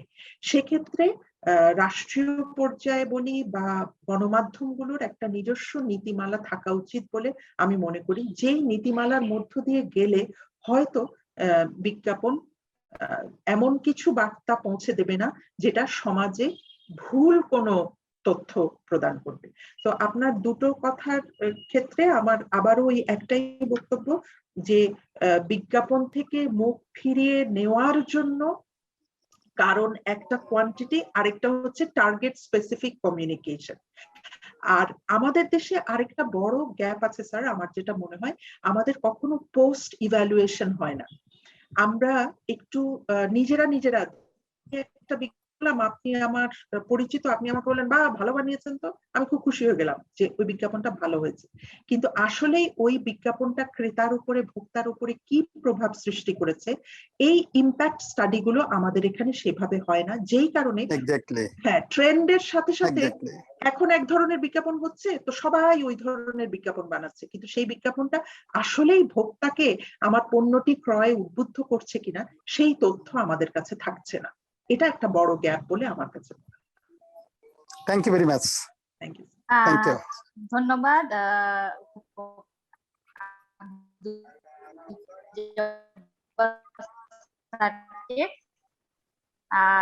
আচ্ছা, হলো এটাই প্রশ্নটা হচ্ছে ম্যামের উদ্দেশ্যে। ম্যাম, আপনি একটু আগে আমাদেরকে বলছিলেন যে বিজ্ঞাপন দেখে অনেক সময় বাচ্চারা খাচ্ছে, বিজ্ঞাপন দেখেই হয়তো কোনো পোশাক পরছে। তো সেই ক্ষেত্রে আমরা যদি বলি তাহলে এই বিজ্ঞাপন কি আমাদের সংস্কৃতিকে ধারণ করছে, না আমাদের সংস্কৃতিতে আসলে মানে বিজ্ঞাপন জায়গা করে নিচ্ছে? কোনটা আসলে বেশি প্রভাব ফেলছে বলে আপনি মানে সংস্কৃতি বিজ্ঞাপন তৈরি করে দিচ্ছে? আচ্ছা, এখানে সংস্কৃতি শব্দটা অনেক বড়। হ্যাঁ, বিজ্ঞাপন কিন্তু সব সময় পপুলার কালচারকে ধারণ করে, এটা আমাদের মাথায় রাখতে হবে। জনসংস্কৃতিকে ধারণ করে, সংস্কৃতিকে ধারণ করে এটা আমি বলবো না, কারণ বিজ্ঞাপন সব সময় চায় সময়ের সাথে থাকতে। এখন মানুষ কোন ভাষায় কথা বলছে, এখন মানুষ কোন ধরনের পোশাক পরছে, এখন সে কিসের প্রতি ঝুঁকছে, সেই পপুলার কালচারটাকে বিজ্ঞাপন ধারণ করে, কারণ বিজ্ঞাপন মানুষের সাথে ইমিডিয়েটলি কানেক্টেড হতে চায়। একটা মানুষ, একজন ভোক্তা, একজন ক্রেতা যেন সঙ্গে সঙ্গে তার লাইফস্টাইলের সাথে ব্র্যান্ডটাকে কানেক্ট করতে পারে, সেই জন্য বিজ্ঞাপন বেশিরভাগ সময় পপুলার কালচারকে ধারণ করে। কিন্তু আবার আমি সেই মানে রেসপন্সিবিলিটির কথাটা বলতে চাই, নৈতিকতার কথাটা বলতে চাই, যে সব পপুলার কালচার যে সবসময় সমাজের জন্য শুভ হবে তেমন কিন্তু নয়। তো আমি যদি সেই পপুলার কালচারটা যেটা সমাজের জন্য আমি মনে করছি যে হার্মফুল হতে পারে, ক্ষতিকর হতে পারে, সেটাকে আরো এমফাসাইজ করে যদি আমি বিজ্ঞাপনে প্রচার করি, তখন কিন্তু আমি খুব একটা দায়িত্বশীলতার পরিচয় দেই না।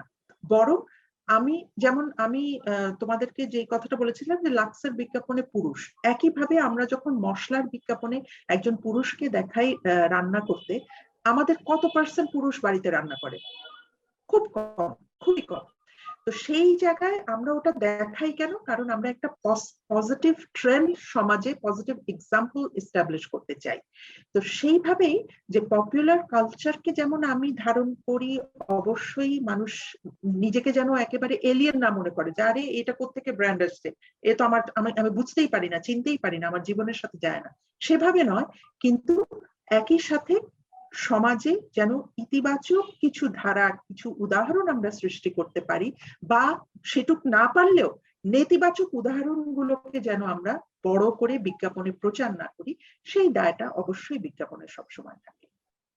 সেক্ষেত্রে আমি একটা পয়েন্ট এখানে আলোচনা করতে চাই, যেটা আপনার প্রতি আমার প্রশ্ন থাকে, সেটা হচ্ছে এই যে যখন আমরা দায়বদ্ধতার কথা বলি, নৈতিকতার কথা বলি, তো সেইখানে মানে আমি এখনো পর্যন্ত দেখিনি, যদি আমরা গবেষণাও করতে যাই তো দেখা যায় যে নারী কেন্দ্রিক যে বিজ্ঞাপন গুলো হয় সেখানে নারী আসলে সেই মানে যেই পোর্ট্রেট আমরা দেখি, ওই আগের পোর্ট্রেট, যে উনি গৃহিণী, উনি বাচ্চা সামলাচ্ছেন, উনি মশলা দিয়ে রান্না করছেন, হ্যাঁ। এবং রিসেন্টলি আমি যেটা লক্ষ্য করেছি যে 6 থেকে 7টা বিজ্ঞাপন সম্ভবত এসেছে যেখানে পুরুষ রান্না করছেন এবং নারী সদস্যরা অপেক্ষা করছেন যে কি রান্না হবে, এবং তারা খুব মানে ভীত যে আসলে কি রান্নাটা মজা হবে, আমরা কি খেতে পারবো। তো এই যে জায়গাগুলো পরিবর্তনের চেষ্টা, কিন্তু ঘুরে ফিরে আবার ওই জায়গাতেই আসা। এখন এটাকে আপনি কি মনে করেন যে আমাদের সামাজিক প্রেক্ষাপটে এই পরিবর্তনটা আসতে আসলে কতদিন লাগবে, যেদিন আমরা আসলে এই গৃহিণী বা আমার স্বামীর জন্য অপেক্ষা বা আমার সন্তানকে খাইয়ে স্কুলে পাঠানো, এটাকে এই পরিবর্তনে নিয়ে আসা, মানে এই দায়বদ্ধতাটা যে নারীও মানুষ, এবং হচ্ছে একজন নারী যদি করতে পারেন সাংসারিক কাজে একজন পুরুষও সাহায্য করতে পারেন, এমনকি সংসার সামলাতেও পারেন। তো এই বিষয়টাকে আপনার এই যে দায়বদ্ধতা বা নৈতিকতার সাথে কিভাবে আপনি মানে ব্যাখ্যা করবেন? সবকিছুরই তো আসলে একটা সময় লাগে। আমি রাতারাতি এখন দুম করে উল্টো চিত্রটা দেখাতে পারবো না। ওই যে বললাম, তখন কিন্তু আমার অডিয়েন্স আমার থেকে বিচ্ছিন্ন হয়ে যাবে, অডিয়েন্স আমাকে গ্রহণ করতে পারবে না। তার কাছে মনে হবে যে এই ব্র্যান্ডটাকে আমি চিনি না, এই ব্র্যান্ডটা যে ভাষায় কথা বলে আমি সেই ভাষায় কথা বলি না, ফলে সে গ্রহণ করবে না আমাকে। কাজেই আমাকে এমন ভাবেই উপস্থাপন করতে হবে যাতে করে তার কাছে সেটা গ্রহণযোগ্য হয়, যৌক্তিক মনে হয়। আর ওই যে একটু আগে পপুলার কালচারের কথা বললাম না, এটাও কিন্তু বাস্তবতার একটা অংশ। আজকের দিনে একজন কর্মজীবী নারী সে লিটারালি ওইটাই করে। যেমন আমরা আগে বলতাম যে বাজারটা তো অন্তত আরেকজন করতো, পার্টনার, এখন কিন্তু আমাকেই গিয়ে বাজার করতে হয়, পয়সাটাও আমারই দিতে হয়। তো আলটিমেটলি আমি বাজার করি, আমি পয়সা দিই, আমি রান্না করি, আমি বাচ্চা মানুষ করি। তো এই যে নারীর এক ধরনের সর্বময় কর্মযোগ্য, এটাই কিন্তু এখন আসছে অনেক বেশি করে বিজ্ঞাপনের মধ্যে আসছে, এবং সেটা কিন্তু পজিটিভলি পোর্ট্রে করা হচ্ছে। এখন তোমার প্রশ্ন যেটা, যে এটার ভেতরে গভীরে যে জিনিসটা থেকে যাচ্ছে, যে আলটিমেটলি তার মানে তাকেই করতে হবে, সে করলেই সবকিছু যদি সে করে তাহলেই হয়তো জিনিসটা ঠিক হবে। এই অবস্থান থেকে মানে ধীরে ধীরে ধীরে ধীরে মানুষকে, এখন হচ্ছে একটা ইন্টারিম পিরিয়ড যাচ্ছে, মানুষকে তৈরি করা হচ্ছে একটা সমাজ সর্বক্ষেত্রে, কিন্তু শুধু বিজ্ঞাপনে নয়, সমাজের সব ক্ষেত্রেই আস্তে আস্তে এই কথাগুলো উঠে আসছে। এবং যখন সমাজে এই কথাগুলো যত বেশি আলোচিত হবে, তত তার প্রভাব বিজ্ঞাপনের মধ্যে পড়বে, যেটা অলরেডি পড়তে শুরু করেছে। আগে কিন্তু আমরা এরকম ভাবে দেখিনি, এই ইকুয়াল রিপ্রেজেন্টেশনটা আগে একদমই ছিল না, তাও এখন কিছুটা শুরু হচ্ছে, কিন্তু সচেতন ভাবে করতে হবে যাতে ওটা আবার তাকে ওই একই জায়গায় টেনে নিয়ে না যায়।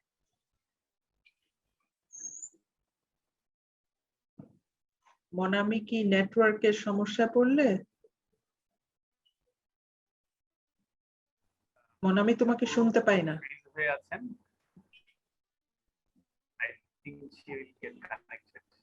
সেক্ষেত্রে আমরা যখন এই ধরনের বিজ্ঞাপনগুলো করছি, যে শিশুদের জন্য আমরা বলছি যে হরলিক্স খেলে টলার, স্ট্রঙ্গার, শার্পার হতে পারবো, বা হচ্ছে আমাদের অন্যান্য বিষয়গুলো আছে, যে মেডিকেল কোনো প্রুফ হয়তো বা কোনো বিষয় প্রুফ হয়তো আমি বিজ্ঞাপন তো পাচ্ছি না, হয়তো আমাকে প্রভাবিত করার চেষ্টা করা হচ্ছে বিভিন্নভাবে বলে।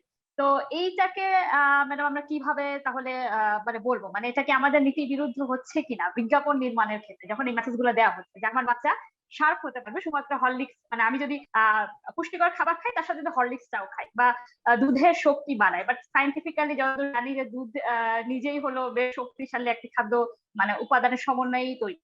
তো এই যে জায়গাগুলো, তো সেক্ষেত্রে আমরা এই বিজ্ঞাপন গুলো কি বলতে পারি, বা কিভাবে এটাকে আমরা ব্যাখ্যা করতে পারি, বা এই বিজ্ঞাপনগুলো নির্মাণটা কি আসলেই আসলেই মানে এটা এইভাবে নির্মাণটা কি সঠিক মনে হচ্ছে? আমি যদি ব্যক্তিগতভাবে বলি তাহলে আমার মনে হচ্ছে না, একটু সমস্যা আছে। এখন আপনি আপনার দৃষ্টিকোণ থেকে কিভাবে এটাকে বলবেন? আচ্ছা, একটু আগে স্যার প্রশ্ন করেছিলেন না, সেই প্রশ্নের পরিপ্রেক্ষিতে আমি একটা কথা বলেছিলাম। স্যার প্রশ্ন করেছিলেন সেন্সর থাকা উচিত কিনা।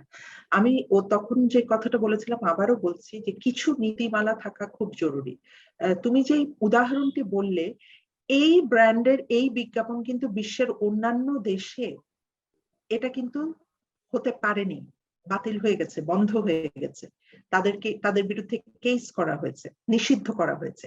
আমাদের দেশে কিন্তু যখন অন্যান্য দেশে নিষিদ্ধ হচ্ছে, আমাদের দেশে দিব্যি সেটা চলছে। তার কারণ আমাদের দেশে বিজ্ঞাপনের বা রাষ্ট্রীয় গণমাধ্যমের নীতিমালাগুলো সেইভাবে প্রয়োগ করা হয় না। তো সেই জায়গা থেকে কেউ কিছু বানালেই আমি ওই যে বললাম যে শতভাগ সবাই নীতিমালা অনুসরণ করে বানাবে, এটা আমি প্রত্যাশা করতে পারি না। তাই যদি হতো তো রাস্তাঘাটে কোনো পুলিশও লাগতো না, কোনো আইন কানুনও লাগতো না, সবাই নিয়ম মানতো।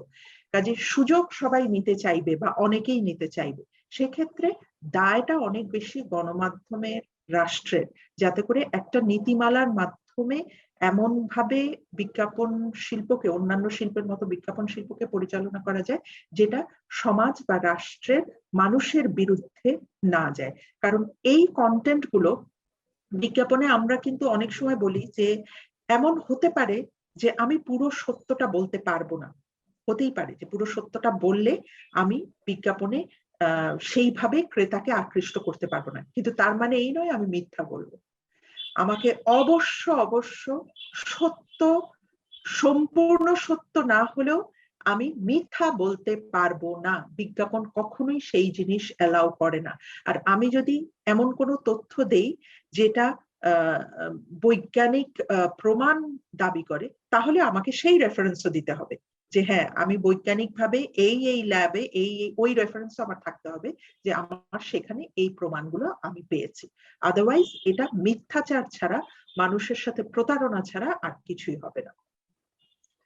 এই পর্যায়ে আমাদের একজন সহকর্মী, কুমিল্লা বিশ্ববিদ্যালয়ের সহকারী অধ্যাপক মাহবুবুল হক ভূঁইয়া, উনি কিছু বলার আগ্রহ প্রকাশ করেছেন। তো মাহবুবুল হক ভূঁইয়াকে অনুরোধ করছি তার প্রশ্নটি করার। আচ্ছা, শুভ সন্ধ্যা। আমি আসলে ম্যাডাম দেখে সুযোগটুকু নিলাম কথা বলার। ম্যাডাম আমি সারার ব্যাচমেট, আমি একটা স্টুডেন্ট, মানে আচ্ছা আচ্ছা আচ্ছা, ভালো লাগছে দেখে তোমাদের সাথে আবার মিলিত হতে পারলাম, এটাই কিন্তু আমার আজকের সন্ধ্যার মূল আকর্ষণ ছিল। আচ্ছা জি ম্যাম, আপনি ভালো আছেন ম্যাম? আচ্ছা, ভালো আছি, ভালো আছি। আমি খুলনা বিশ্ববিদ্যালয়কে একটু শুভেচ্ছা জানাতে চাই, যেহেতু তাদের গণযোগাযোগ সাংবাদিকতা বিভাগের এটা প্রতিষ্ঠা বার্ষিকী। শিক্ষক যারা আছেন, শিক্ষার্থী সবাইকে আমি শুভেচ্ছা জানাচ্ছি। আমি এই প্রশ্নটাই আসলে করতে চাচ্ছিলাম, আমি জাস্ট এই প্রশ্নটা করলো এই এথিক্যাল দিকটা নিয়ে। আমি তাহলে একটু এটার সঙ্গে একটু যোগ করে একটু কনটেক্সট থেকে সরে এসে প্রশ্নটা করতে চাই। এই যে আমাদের বিজ্ঞাপনী সংস্থাগুলো আছে, তাদের কাছে তো এই নলেজ আছে যে বিষয়টা এথিক্যাল হচ্ছে না, তাও তো এই ধরনের বিজ্ঞাপনগুলো প্রতিনিয়ত হচ্ছে, যাচ্ছে। তো এই যে এথিক্যাল দিকটা, তারা এই চ্যালেঞ্জটুকু কিসের শক্তিতে উত্তরান আসলে, বা এটা কিভাবে উত্তরানো যায়, এটা একটা প্রশ্ন। আরেকটু আমি ম্যাম জানতে চাচ্ছিলাম, যেহেতু ম্যাম আপনারা কাজ করছেন, যে এখন তো ম্যাম এই বিজ্ঞাপনের মাধ্যম টেলিভিশন একেবারে পুরোপুরি নেই, পত্রিকাও নেই বা রেডিও নেই, মাধ্যমটা পরিবর্তিত হয়েছে। এক বিজ্ঞাপনের একটা বড় অংশ সোশ্যাল মিডিয়ায় চলে যাচ্ছে। ফলে এই যে এখানে কন্টেন্টের জায়গা থেকে কোনো চ্যালেঞ্জ তৈরি হয়েছে কিনা, বা কন্টেন্ট তৈরিতে কোনো চ্যালেঞ্জ মোকাবেলা করতে হচ্ছে কিনা, বা সেখানে নতুন স্ট্র্যাটেজি ফলো করতে হচ্ছে কিনা, এইটা একটু জানতে চাচ্ছিলাম ম্যাম। এটা আসলে কিভাবে আপনারা হ্যান্ডেল করছেন, এটুকুই আমার জানার ছিল। তোমার এথিক্যাল জায়গার প্রশ্নটা আমি ঠিক আরেকটু ক্লারিফাই করলে ভালো হয়। তুমি কি বলতে চাইছো যে এজেন্সিগুলোর নলেজ থাকা সত্ত্বেও তারা এই কাজটা করছে এবং কাজটা করে কিভাবে পার পেয়ে যাচ্ছে, বিষয়টা কি তাই? হ্যাঁ ম্যাম, আমি যেটা বলতে চাচ্ছিলাম, আপনি রুলস এর কথা বলছিলেন, রেগুলেশনের কথা বলছিলেন, সেটা তো থাকবে, কিন্তু সংস্থাগুলো যারা চালান তাদের কাছে নিশ্চয়ই এই নলেজ আছে। আমাদের রেগুলেশন নেই বা রুলস নেই, বা রাষ্ট্র কোনো কিছু চাপিয়ে দিচ্ছে না, বা ওইরকম আইন নেই, কিন্তু প্রতিষ্ঠানগুলোর কাছে তো নলেজ আছে। তো সেই নলেজ কি তাদেরকে সেটুকু করতে পারছে না যতটুকু রাখলে এথিক্যাল হয়? আচ্ছা, বাণিজ্য একটা সাংঘাতিক বিষয়। হ্যাঁ, আমি প্রথমেই বলেছি যে ধরো আজকে লাল বাতি জ্বললে দাঁড়াতে হয়, এ আমরা সবাই জানি, তারপরেও কেন পুলিশকে দাঁড়িয়ে থাকতে হয় ওখানে? আমরা সবাই জানি, ওই নলেজ আমাদের কারণ নাই। এই যে কোভিড হওয়ার পরে মুখে ফেনা তুলে ফেলা হচ্ছে, ভাই মাস্কটা পরেন, এখানে একটি বাংলাদেশের একটা প্রাণীও আছে যে জানে না মাস্ক পরতে হবে? পরে না কেন? তো তুমি যে প্রশ্নটা করছো, যে যখন নলেজ থাকা আর সেটা ইমপ্লিমেন্ট করার জন্য একটা কোথাও না কোথাও গিয়ে একটা মনিটরিং লাগে, আদারওয়াইজ সেই নলেজটা শতভাগ ইমপ্লিমেন্টেড হবে না। আমি বলবো সেই জায়গা থেকে বরং বাংলাদেশের বিজ্ঞাপনী সংস্থাগুলো সেলফ কিছু রেগুলেশনস এর মাধ্যমেই কিন্তু চলছে। এখনো পর্যন্ত যে অবস্থায় আছে আরো অনেক ভয়ঙ্কর হতে পারতো, শুধু এজেন্সিগুলোর নিজস্ব রেগুলেশনস আছে বলেই, তাদের নিজস্ব দায় আছে বলে তারা এতটুকু মেনটেন করছে। আদারওয়াইজ আরো অনেক ভয়ঙ্কর হয়ে যেতে পারতো, কারণ আমার তো কোনো নীতিমালা নেই, আমাকে আটকানোর কেউ নেই, আমি যা ইচ্ছা তাই করতে পারি। তো সেই জায়গা থেকে আমি বলবো যে নলেজ ইজ নট এনাফ, নলেজের পরে মনিটরিং খুব ইম্পর্টেন্ট বিষয়। তোমার যে সেকেন্ড কোয়েশ্চেনটা যে সোশ্যাল মিডিয়া, হ্যাঁ একদমই আলাদা একটা মাধ্যম আমাদের জন্য, টু সাম এক্সটেন্ট একটু নতুন, এখনো এর বয়স খুব অল্প বাংলাদেশের মানুষের কাছে। এখনো আমরা ঠিক বুঝে উঠতে পারিনি এই মাধ্যমটাকে কিভাবে ব্যবহার করব। বিজ্ঞাপনের পয়েন্ট অফ ভিউ থেকে যেটা বলতে পারি, এটার সুবিধা অসুবিধা নানা রকম দিক আছে। সুবিধাটা কি, আমি একদম টার্গেট স্পেসিফিক কমিউনিকেশন করতে পারি, আমি যেই অডিয়েন্সের কাছে পৌঁছাতে চাই ঠিক তার কাছেই পৌঁছাতে পারি। একই সাথে আমি আমার বিজ্ঞাপনের কিছুটা ইম্প্যাক্ট স্টাডি করতে পারি। ইম্প্যাক্ট বলতে কতজন দেখলো, হ্যাঁ দেখে কি রিয়াকশন দিল, কিছু লিখলো কিনা, কিছু ইন্টারাক্ট করলো কিনা, এবং সরাসরি ইন্টারাকশনের একটা বিরাট সুযোগ আছে এই সোশ্যাল মিডিয়াতে। কিন্তু যেহেতু এই মাধ্যমটা নতুন, এখনো আমরা এটার শিক্ষার মধ্য দিয়ে চলছি। আর কোন ধরনের কন্টেন্ট দিলে অডিয়েন্স অনেক বেশি ভাবে কানেক্টেড হবে, সেই শিক্ষাগুলো এখনো আমাদের চলছে। আর যেটা হয় যে সোশ্যাল মিডিয়া তো এই মুহূর্তের কাজ, মানে আমি এই মুহূর্তে একটা ঘটনা ঘটবে, এই মুহূর্তে আমাকে একটা কন্টেন্ট আপ করতে হবে, পর মুহূর্তেই ওটা আবার পুরনো হয়ে যাবে। সো এই সময়ের সাথে তাল মিলিয়ে চলাটা হচ্ছে সবচেয়ে চ্যালেঞ্জিং সোশ্যাল মিডিয়ার ক্ষেত্রে। যে আমাকে আগে যেরকম আমি একটা প্রেস অ্যাড বানাতে 3 দিন ভাবতে পারতাম, এখন একটা সোশ্যাল মিডিয়ার পোস্ট তৈরির জন্য আমি 45 মিনিট সময় পাই। কাজ কিন্তু একই, সেই স্ট্র্যাটেজি করতে হয়, সেই কনসেপ্ট ডেভেলপ করতে হয়, সেই ভিজুয়ালাইজেশন করতে হয়, সেই কপি লিখতে হয়, কিন্তু আমাকে কাজটি করতে হয় 45 মিনিটে। সুতরাং আমার এফিসিয়েন্সি, আমার স্কিল, আমার নলেজ সবকিছুকে সময়ের সাথে সাথে অনেক বেশি কি বলবো তুখর করে তুলতে হবে যদি আমি এই যুগে টিকে রাখতে চাই অ্যাডভার্টাইজিং। ধন্যবাদ মাহবুবুল হক ভূঁইয়াকে তার প্রশ্নের জন্য। ম্যাম, এই যে কথাটা উঠে এলো মাহবুবুল হক ভূঁইয়ার মাধ্যমে, তো আপনি কি মনে করছেন যে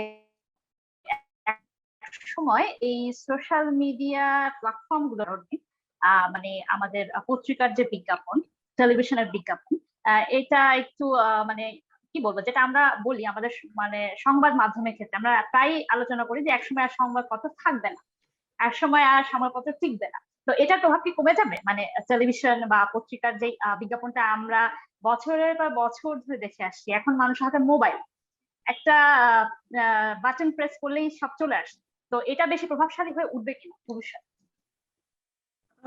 আমার কাছে মনে হয় it's too early two comment, কিন্তু আমি যেটা ব্যক্তিগতভাবে বিশ্বাস করি সেটা হচ্ছে সংবাদপত্র যেমন মারা যাবে না, সংবাদপত্রের বিজ্ঞাপনও মারা যাবে না। ওই জায়গাটা সোশ্যাল মিডিয়া নিতে পারবে না।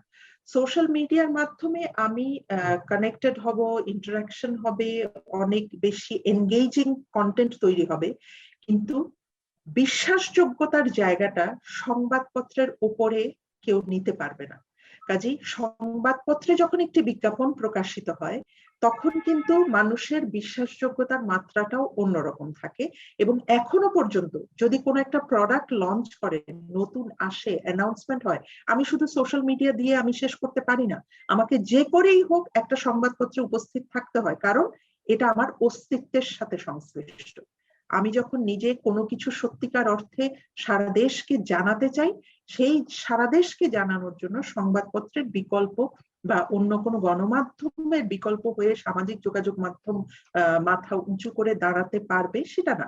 ব্র্যান্ডকে কন্টিনিউ করার জন্য, ব্র্যান্ডের একটা ওই যে ফ্যামিলি তৈরি করার জন্য, সবসময় ওটা নিয়ে একটা আলোচনায় থাকার জন্য, ইন্টারঅ্যাক্টিভ কানেক্টিভিটি, এনগেজমেন্ট, সেটার জন্য খুব ভালো, কিন্তু ওটাই একমাত্র মাধ্যম হয়ে ব্র্যান্ডকে টিকিয়ে রাখতে পারে বলে এখনো আমি মনে করি না। ম্যাম, আমি আপনাকে শেষ প্রশ্নটা করব। মামুনের বোধহয় কোনো প্রশ্ন ছিল, মামুন হাত তুলে রেখেছে। তাহলে আমি এই পর্যায়ে স্যারকে আহ্বান করছি, অনুরোধ করছি তার প্রশ্নটি করার জন্য। তারপর আমি ম্যাডামকে আমার লাস্ট প্রশ্নটি করব, শেষ প্রশ্নটি করব। স্যার এই সময় ফোন ঠিক করতে গেলে অনেক টাকা লাগবে। একটু মাইক্রোফোনটা অফ করার অনুরোধ জানাচ্ছি।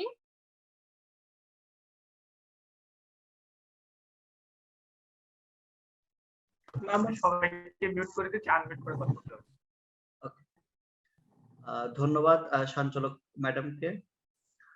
ম্যাডাম কি আমাকে শুনতে পাচ্ছেন? হ্যাঁ পাচ্ছি।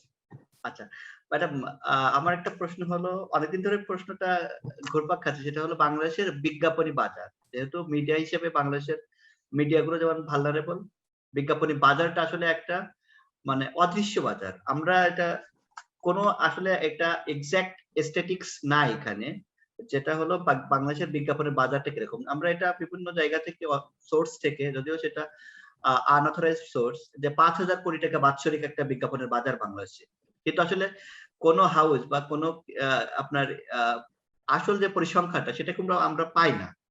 যার কারণে বিজ্ঞাপনের যে বাজারটা আসলে কিরকম, বা এখানে যে আপনার যে সোর্স গুলো আর কি, যেগুলো আমরা তথ্যগুলো পাই, সেগুলো আসলে কতটা কারেক্ট বা ইনকারেক্ট সেগুলো সম্পর্কে কিন্তু আমাদের কোনো ধারণা নাই। একটা অদৃশ্য ভাবে চলতেছে বাজারগুলো আর কি। যদিও বলা হচ্ছে বাংলাদেশের মিডিয়া ইন্ডাস্ট্রি ডেভেলপ করতেছে ডে বাই ডে, বুম হয়েছে 90 দশকের পরে, কিন্তু আসলে মিডিয়া বাজার হিসেবে মানে বিজ্ঞাপনের বাজার হিসেবে বাংলাদেশের কতটা সেটা ইফেক্ট হচ্ছে একটা জিনিস। আরেকটা প্রশ্ন হলো, যেহেতু আমাদের শিক্ষার্থীরা আছে, শিক্ষার্থীদের জন্যই মূলত প্রোগ্রামটা, যেহেতু আমাদের, তো যারা আমাদের শিক্ষার্থীরা আছে ক্যারিয়ার গড়ার ক্ষেত্রে বিজ্ঞাপন, বাংলাদেশের মিডিয়া ইন্ডাস্ট্রিতে আমাদের শিক্ষার্থীরা যদি ক্যারিয়ার গড়তে চাই, আমাদের ডিসিপ্লিনে, যেহেতু আমাদের ডিসিপ্লিনে মাস্টার্সে অ্যাডভার্টাইজমেন্ট কোর্সটা রয়েছে ম্যাডাম আর কি, যেহেতু আমাদের মাস্টার্স একটা ব্যাচ উঠেছে আর কি, তারা কোর্সটা পেয়েছে অলরেডি আর কি। তো ক্যারিয়ার গঠন করার ক্ষেত্রে আপনার পরামর্শ কি হবে, যদি তারা আমাদের বাংলাদেশে আর কি মিডিয়া ইন্ডাস্ট্রি, বিশেষ করে বিজ্ঞাপনী এজেন্সি গুলোতে বা বিজ্ঞাপন ইন্ডাস্ট্রিটা আর কি, তারা নিজেদেরকে ডেভেলপ করেছে ক্যারিয়ার গঠনের জন্য আর কি, তো সেক্ষেত্রে তাদের জন্য আপনার কি পরামর্শ আর কি? জাস্ট এই দুইটা প্রশ্ন। Thank you. প্রথম কথা হচ্ছে বাজার। সত্যি কথা, ওই যে আমি একটু আগেও আরেকটা প্রশ্নের সূত্রে বললাম যে আমাদের রিসার্চের ডেটা খুব কম, আমাদের কোনো রিলায়েবল রিসার্চ ডেটা নেই, ফলে আমরা বলতে পারি না যে এত টাকার বাজার। এই তোমার মতো করে এই বিভিন্ন জায়গা থেকে শোনা 5,000 কোটি, এই অমুক তমুক এভাবে। কিন্তু এটা যদি আমি বলি যে এই বাজারটা আমরা যারা এখানে এই অডিয়েন্স আছি, সাংবাদিকতার ডিসিপ্লিনের, গণযোগাযোগ ও সাংবাদিকতা, আমাদের জন্য খুব একটা গুরুত্বপূর্ণ নয়। আমাদের জন্য গুরুত্বপূর্ণ হচ্ছে তোমার পরবর্তী প্রশ্নটা, যে আমার কি 1 টাকার বাজার হলে যা হবে, 1,000 কোটি টাকার বাজার হলে আমার আসলে ক্যারিয়ারের স্কোপটা কতটুকু আছে। আমি, তোমার প্রশ্নটা ছিল media industry, it's a big thing. Media ইন্ডাস্ট্রির মধ্যে টেলিভিশন আছে, সংবাদপত্র আছে, রেডিও আছে, অনলাইন মিডিয়া আছে, অ্যাডভার্টাইজিং আছে, পিআর আছে। কর্পোরেট গুলোতে প্রচুর পিআর থাকে, অ্যাডভার্টাইজিং কমিউনিকেশনের লোক থাকে। সো আমাদের এই ডিসিপ্লিনের ছেলে মেয়েদের স্কোপটা এখন বিরাট। এবং সত্যি কথা বলতে কি, এখন আমি যখন সাংবাদিকতা পড়তে শুরু করলাম, খুব শ্রদ্ধেয় একজন সাংবাদিক আমাদের পুরনো, খুবই খুবই আমাদের শ্রদ্ধাভাজন, উনি এখন প্রয়াত হয়েছেন। উনি আমাকে, আমি একদিন সাংবাদিকতার একটি বই কিনছিলাম, উনি আমাকে বললো যে কেন কিনতেছো? আমি বলছি যে স্যার আমি তো ভর্তি হয়েছি সাংবাদিকতা। আমার একটা লোক দেখাতো যে পয়রা সাংবাদিক হইতে পারছে, কেউ হইতে পারছে কোনোদিন পয়রা সাংবাদিক? কারণ ওনাদের অভিজ্ঞতাটা তাই ছিল। আসলে ওনারা অনেক বেশি অভিজ্ঞতার মাধ্যমে শিখেছেন। ওনারা দেখেননি যে কেউ সাংবাদিকতা পড়ে সাংবাদিক হয়েছে। এবং আমি সাংবাদিকতা পড়তে শুরু করার সময়টাতে খালি শুনতাম যে সাংবাদিকতায় পড়া ছেলে মেয়েরা যখন প্রফেশনে যায়, ওদেরকে প্রথমে 2 বছর লাগে যা শিখে এসছে তা ভুলাতে, তারপরে ওদেরকে শেখাতে হয়। বাট এই সত্যি কথাটা হলো, আজকের বাস্তবতাটা হলো সম্পূর্ণ ভিন্ন। আজকে যেই ছেলে মেয়েরা গণযোগাযোগ ও সাংবাদিকতা থেকে পাশ করে আসে, তারা ছাড়া অন্যদের গণমাধ্যমে সুযোগ পেতে অনেক কষ্ট করতে হয়। আমাদের ছেলে মেয়েদের প্রায়োরিটি সবসময় বেশি থাকে এবং এখন স্কোপটা অনেক বেশি। এতগুলো গণমাধ্যম আছে, তারা প্রফেশনাল লোক চায়। তাদেরকে কম্পিটিটিভ মার্কেটে টিকে থাকতে গেলে জানা ছেলে মেয়ে লাগবে। তাদের কোনো সুযোগ নাই, লাক্সারি নাই যে একটা ছেলে মেয়ে আসবে তাকে একটু একটু করে শেখাবে কিভাবে লিখতে হয়, কিভাবে পড়তে হয়, কিভাবে প্রোগ্রাম তৈরি করতে হয়, কিভাবে অ্যাডভার্টাইজিং করতে হয়। তারা চায় একটু শিখে আসা প্রফেশনাল ছেলে মেয়ে। সুতরাং আমাদের জন্য সুযোগটা অনেক বেশি। তবে একই সাথে আমি বলবো যে গণযোগাযোগ ও সাংবাদিকতার ক্ষেত্রটা তো অনেক বড়। আমাদের একটু আগে থেকেই ভেবে নেওয়া দরকার যে আমি আসলে কোন জায়গায় যেতে চাই। আমি কি রিপোর্টার হতে চাই, আমি কি সাব এডিটর হতে চাই, আমি কি নিউজ প্রেজেন্টার হতে চাই, আমি কি অ্যাডভার্টাইজিং এ যেতে চাই, আমি কি প্রোগ্রাম প্রডিউসার হতে চাই, আমি ডেস্কে বসে আমি কি করতে চাই, আমি পিআর এ যেতে চাই, আমি কর্পোরেট হাউসের প্রমোশনাল টিমে জয়েন করতে চাই। এই ভাবনাটুকু একটু থাকলে হবে কি, আমি আগে থেকেই, আমি ছাত্র অবস্থা থেকেই সেই জিনিসগুলোকে অবজার্ভ করব, সেগুলোর চর্চাটা করতে থাকবো। আমার অ্যাডভার্টাইজিং কোর্সে যখন ছেলে মেয়েরা আসে, আমি সবসময় বলি যে অ্যাডভার্টাইজিং করো, ওই আশাটা রাখো যে হ্যাঁ আমি অ্যাডভার্টাইজিংটাকে প্রফেশন হিসেবে নেব। এটা নিলে হয় কি, তুমি তোমার পড়াটা অনেক বেশি লক্ষ্য কেন্দ্রিক হয়। আমি জানি যে আমি এই কাজটা করতে চাই, আমি নাই করতে পারি, ভবিষ্যতে আমার সেটা নাই হতে পারে, কিন্তু একটু ভাবনাটা থাকলে নিজেকে তৈরি করাটা অনেক দীর্ঘ সময় ধরে অনেক নিষ্ঠার সাথে হতে পারে, যেহেতু যোগাযোগের ডিসিপ্লিনটা অনেক ব্যাপক। আর অ্যাডভার্টাইজিং এ আমি সবসময় সবাইকে ইন্সপায়ার করি আসবার জন্য, কারণ অ্যাডভার্টাইজিং এর স্কোপ আমাদের ছেলে মেয়েদের আছে অনেক বেশি। কারণ আমরা যখন গণযোগাযোগ ও সাংবাদিকতা বলি, আমরা মানুষের সাথে মিশি, আমরা জনগণের সাথে মিশি, আমরা দেশ জানি, আন্তর্জাতিক বিশ্ব জানি, আজকের দিন জানি, চিনি। ফলে আমাদের পক্ষে বিজ্ঞাপন নির্মাণের ক্ষেত্রে, কন্টেন্ট ডেভেলপমেন্টের ক্ষেত্রে বা বিজ্ঞাপন পেশার যেই ক্ষেত্রগুলো আছে, সেই ক্ষেত্রগুলোতে কাজ করা তুলনামূলকভাবে অন্য ছেলে মেয়েদের চেয়ে সহজ হয়। আর শেষ কথা যেটা বলবো সেটা হচ্ছে যে দয়া করে বিজ্ঞাপন শিল্পের সাথে থাকতে গেলে নিজের ভাষার জায়গাগুলোকে একটু স্ট্রং করতে হবে। বাংলা ইংরেজি দুটো ভাষাতেই আমাদেরকে জানতে হবে সঠিকটা, আর কিচ্ছু না, সঠিকটা জানতে হবে। আমি আমেরিকান অ্যাকসেন্টে, ব্রিটিশ অ্যাকসেন্টে ইংরেজি নাই বলতে পারি, আমি একেবারে তুখোড় চমৎকার শুদ্ধ ভাষায় বাংলা নাই বলতে পারি, কিন্তু আমি জানি, দ্যাট ইজ দ্য সেম। তো সবাইকে চেষ্টা করতে হবে, কারণ ভাষাটা, ওই যে আমি বলছি যে আমাকে কন্টেন্ট লিখতে হবে, কিন্তু আমি যেন কারেক্ট জিনিসটা লিখতে পারি, সঠিকটা লিখতে পারি, সেই সঠিক জানার চর্চাটা আমাদের থাকে। আমাদের গণযোগাযোগ সাংবাদিকতায় প্রত্যেকটা ছেলে মেয়েকে শুরুর থেকেই কিন্তু আমরা ভাষার উপরে একটা প্রাধান্য দিয়ে থাকি। সুতরাং ভাষা, সংস্কৃতি, মানুষ, এই তিনটা বিষয়ে যদি আমাদের কিছুটা আগ্রহ থাকে, তাহলেই আমরা বিজ্ঞাপন পেশায় বলি, কোন গণমাধ্যমে বলি, আমরা সফল হতে পারবো বলে আমার বিশ্বাস। ম্যাডামকে অসংখ্য তো ধন্যবাদ। আপু আনমিউট করে নিন। ধন্যবাদ। অনিমা আপু please do unmute your microphone. ধন্যবাদ চরণ দেবনাথ স্যার। ম্যাম, আমি আপনাকে শেষ প্রশ্নটি করতে চাই, যেহেতু আমাদের অনুষ্ঠানও বেশ শেষ পর্যায়ে আছে। তো এক্ষেত্রে আমি হলো জাস্ট একটা প্রথমে পয়েন্ট শেয়ার করি যে আপনি ভাষার কথা যখন বললেন, আমি আমার শিক্ষার্থীদের কে যখন আমি ক্লাস দিতাম, যেহেতু আমি ছুটি থেকে এসেছি, আপাতত ক্লাসের প্রেশারটা আমার উপর নেই, তখন আমি ওদেরকে বলতাম যে নিজের মানে মাতৃভাষাটা আগে ভালো মতো আমরা শিখি। এখন আমরা নিজের ভাষাটাই কিন্তু বেশিরভাগ ক্ষেত্রে, আমিও ব্যক্তিগতভাবে আমি মনে করি না যে আমি 80% শুদ্ধভাবে হয়তো আমার বাংলাটা লিখতে পারি বা বলতে পারি। তো সেক্ষেত্রে এই চর্চার জায়গাটা, যে নিজের মায়ের ভাষা এবং ইংরেজি তো অবশ্যই, এই দুটো যেন আমাদের চর্চায় থাকে। আর সেই সাথে ম্যাম আপনাকে শেষে যে প্রশ্নটি করতে চাই সেটা হচ্ছে বহির্বিশ্বের যে বিজ্ঞাপন জগৎ বা বহির্বিশ্বের যে বিজ্ঞাপনগুলো, তার সাথে আমাদের বাংলাদেশের বিজ্ঞাপনে অবশ্যই কিছু মানে ভিন্নতা থাকবে, এটা খুবই স্বাভাবিক, যেহেতু আমাদের কালচার ভিন্ন। আপনি একটুই বলেছেন যে কালচারটা খুব বৃহৎ অর্থেই আমরা বলে থাকি। তো এই ভিন্নতার জায়গা থেকেও আমি আপনার কাছে জানতে চাইবো যে বাইরের দেশের বিজ্ঞাপন বা বাংলাদেশের বিজ্ঞাপনের মধ্যে মানে ক্রিয়েটিভিটির কোন জায়গাতে আপনি হচ্ছে মানে পজিটিভ বা নেগেটিভ সাইড গুলো দেখেন, যে ওরা এই জায়গাটায় ভালো করছে আমরা এখনো পিছিয়ে আছি, এই বিষয়ে জানতে চাচ্ছি। বাইরের বিশ্ব তো আসলে অনেক বড়, মানে এক এক দেশের, ইউরোপ, আমেরিকা, ইন্ডিয়া, এক একটা এশিয়া, এক এক জায়গার এক এক রকম। কিন্তু খুব মোটা দাগে যদি বলি, সেটা হচ্ছে যে আমাদেরকে ভীষণ রকমের একটা সীমাবদ্ধতার মধ্যে কাজ করতে হয়। এক নম্বর হচ্ছে আমাদের মার্কেটটাই ছোট, কাজেই ওর পক্ষে 1 কোটি টাকা দিয়ে একটা বিজ্ঞাপন বানানো সম্ভব, আমার পক্ষে সম্ভব না, কারণ আমার মার্কেটই এতটুকু। কাজেই আমাদেরকে অনেক স্বল্প বাজেটে, স্বল্প ফ্যাসিলিটির মধ্যে বিজ্ঞাপনগুলোকে তৈরি করতে হয়। কিন্তু এই স্বল্প বাজেট বা স্বল্প ফ্যাসিলিটি কিন্তু মেধাকে আটকে রাখতে পারে না।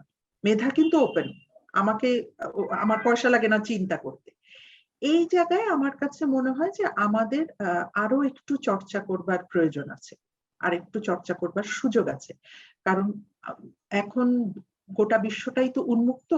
আমরা যখন বিশ্বের অন্যান্য দেশের বিজ্ঞাপনগুলোর কনসেপ্ট দেখি, সেই জায়গাগুলোতে মনে হয় যে ওরা আসলে সংস্কৃতির অন্যান্য মাধ্যমে তাদের বিচরণটা বা সাংস্কৃতিক ভিত্তিটা অনেক স্ট্রং বলে সে ওই লাইনটা লিখতে পারে, সে ওই ভাষার ওই শব্দ চয়নটা করতে পারে, বা ওইভাবে একটা গল্পকে স্টোরি টেলিং করতে পারে। এই যে স্টোরি টেলিং বা কপি রাইটিং, এই জায়গাগুলোতে এক্সিকিউশন তো পরের ধাপ। হ্যাঁ, এক্সিকিউশনের সীমাবদ্ধতার কথা আমি প্রথমেই বললাম যে হ্যাঁ, আমার হয়তো অর্থ অতটা নেই, বা কারিগরি অতটা আমি উন্নত জিনিস পাই না, কিন্তু ভাবনায় তো আমার কোনো অসুবিধা নেই। তো সেই জায়গায় আরো বেশি করে আমার মনে হয় চর্চা করা দরকার, এবং সেই চর্চার ক্ষেত্রে লেখাপড়া, অন্যান্য সবকিছু দেখা, এগুলোর কোনো বিকল্প নেই। মানে আমি যত বেশি বিশ্বের অন্যান্য দেশের বিজ্ঞাপন দেখবো, অন্যান্য দেশের সংস্কৃতি সম্পর্কে জানবো, বা আমার সাহিত্য, সংস্কৃতি, শিল্প এগুলোর সাথে পরিচিত থাকবো, তত কিন্তু আমি আসলে গভীরভাবে চিন্তা করার ক্ষমতাগুলো আমার তৈরি হবে। আর চিন্তার গভীরতা ছাড়া ও উপরিভাগ দিয়ে ভেবে বিজ্ঞাপনকে আপাত দৃষ্টিতে খুব চটকদার, জৌলুসপূর্ণ একটা মাধ্যম বলে মনে হয়, কিন্তু আমি কিন্তু মানুষের আচরণ পরিবর্তন করতে চাইছি। সুতরাং এটি কোনো সহজ কথা নয়। আচরণ পরিবর্তন করতে গেলে যুগ যুগ ধরে হয়ে আসা তার যে ভাবনা, চিন্তা, সাংস্কৃতিক রুট, সেই সব কিছু সম্পর্কে জেনেই পরিবর্তনটা আনতে হয়। তো সেইখানে আমার মনে হয় যে আমাদের আরো অনেক দূর পথ হাঁটবার আছে। আমাদের অনুষ্ঠান প্রায় শেষ পর্যায়ে চলে এসেছে। ম্যাম জানিয়েছিলেন উনিও কিছুটা ব্যস্ততার মধ্যে আছেন। তো আমাদের শিক্ষার্থীরা প্রশ্ন করেছেন, আমি সেখান থেকে শুধু একটা প্রশ্ন নেব। সেই প্রশ্নটি আমি করছি। আমাদের শিক্ষার্থী প্রশ্ন যেটি করেছেন, ছোটন দেবনাথ স্যার কিছু বলতে চাচ্ছেন? আমি বলতে চাচ্ছিলাম যে একটু প্রশ্নটা আমরা রাখি আলোচনার, এই প্রশ্নগুলো একটু শেষ পর্যায়ে। আমরা এখন হচ্ছে যে আমরা আমাদের একটা কুইজ প্রতিযোগিতা ছিল, আমরা একটা পরিকল্পনা ছিল যে ডিউরিং দ্য সেশন আমরা একটা মেন্টিমিটার একটা সফটওয়্যারের সাহায্যে একটা কুইজ প্রতিযোগিতা, 3টা প্রশ্ন থাকবে, সর্বোচ্চ যিনি সঠিক উত্তর দিতে পারবে তাকে আমরা পুরস্কারের ব্যবস্থা রেখেছি। আমার মনে এটা আমরা করে এটা ছিল মাঝামাঝি, তো আমরা আলোচনার জন্য ইয়ে করিনি। তো এটা আমরা কন্ট্যাক্ট করে তারপরে আমরা 1-2টা প্রশ্ন আলোচনা যাই শিক্ষার্থীদের কাছ থেকে। তো তাসিনকে একটু বিনীত অনুরোধ জানাচ্ছি। তাসিন, তুমি একটু ফ্লোর নিয়ে একটু ব্রিফ করে দেন তুমি YouTube contact your quiz competition. আমাকে কি শোনা যাচ্ছে? ইউ অলরেডি দেন। থ্যাংক ইউ স্যার আমাকে ফ্লোর দেওয়ার জন্য। আমাদের আজকের ওয়েবিনারে স্টুডেন্ট পার্টিসিপেন্ট যারা আছেন তাদের জন্য একটা কুইজ প্রতিযোগিতা রাখা হয়েছে। সবাই যদি একটু চ্যাট বক্সে চেক করেন, আমি ওখানে একটা লিংক শেয়ার করেছি www.menti.com, আর নিচে পাসওয়ার্ড দেওয়া আছে। সবাই কি দেখতে পাচ্ছেন? তুমি পাসওয়ার্ডটা আবার বলে দাও, কেউ নোট ডাউন করে রাখো। আচ্ছা, আমি পাসওয়ার্ডটা বলে দিচ্ছি। 3196 9881। আমি আবারও বলছি 31969881। আর লিংকটা যদি আবার একটু কাইন্ডলি শেয়ার করতেন। আচ্ছা, আমি লিংকটা আবারও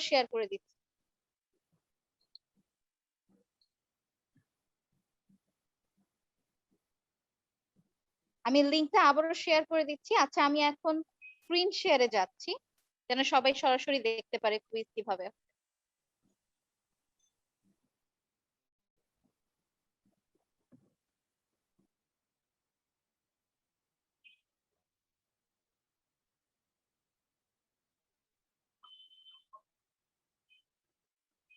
আমরা দেখতে পাচ্ছি অলরেডি 20 জন পার্টিসিপেন্ট চলে এসেছে। আমি যদি স্যারের অনুমতি পাই তাহলে আমি আর কিছুক্ষণের মধ্যে We have 80 participants, so only 20. Let's wait. Let's wait for 2 minutes or 1 minute. আমি সবাইকে অনুরোধ করব পার্টিসিপেট করার জন্য। আবার একটু ইনস্ট্রাকশন দাও, আবার একটু ইনস্ট্রাকশন দাও। আমি চ্যাট বক্সে একটা লিংক শেয়ার করেছি। লিংকটা হচ্ছে www.menti.com আর পাসওয়ার্ডটা হচ্ছে 31969881। আমি আবারও পাসওয়ার্ডটি বলছি 31969881। স্ক্রিনে দেখা যাচ্ছে, শো করছে। ওকে, তুমি আই থিংক ইউ শুরু করতে পারো। আচ্ছা, আমি তাহলে কুইজটা কন্ডাক্ট করছি। Ready?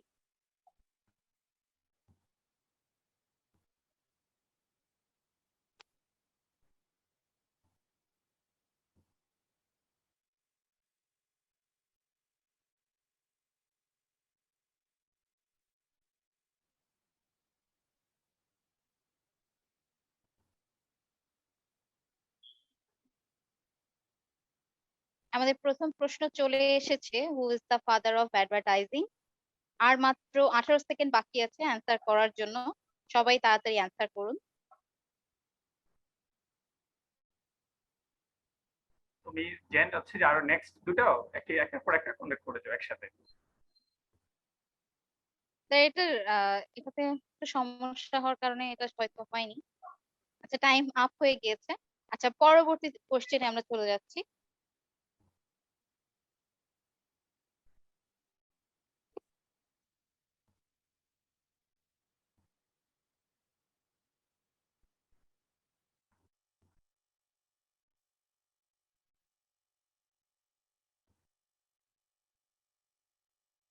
Advertising is a form of dash intended to pursue an audience to purchase the product or services. আর মাত্র 19 সেকেন্ড বাকি আছে।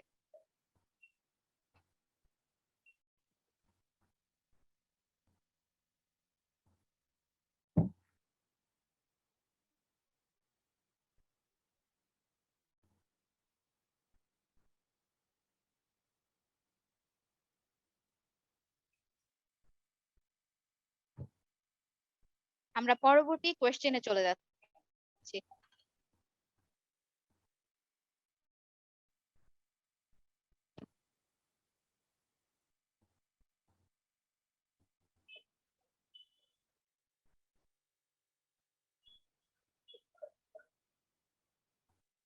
Which is the most successful advertising campaign of all time?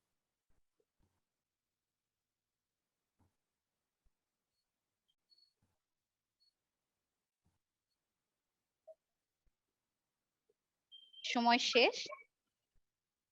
আমাদের 3টি কুইজ শেষ। এবার আমরা leader বোর্ডে দেখব কে আজকে আমাদের কুইজ প্রতিযোগিতার বিজয়ী।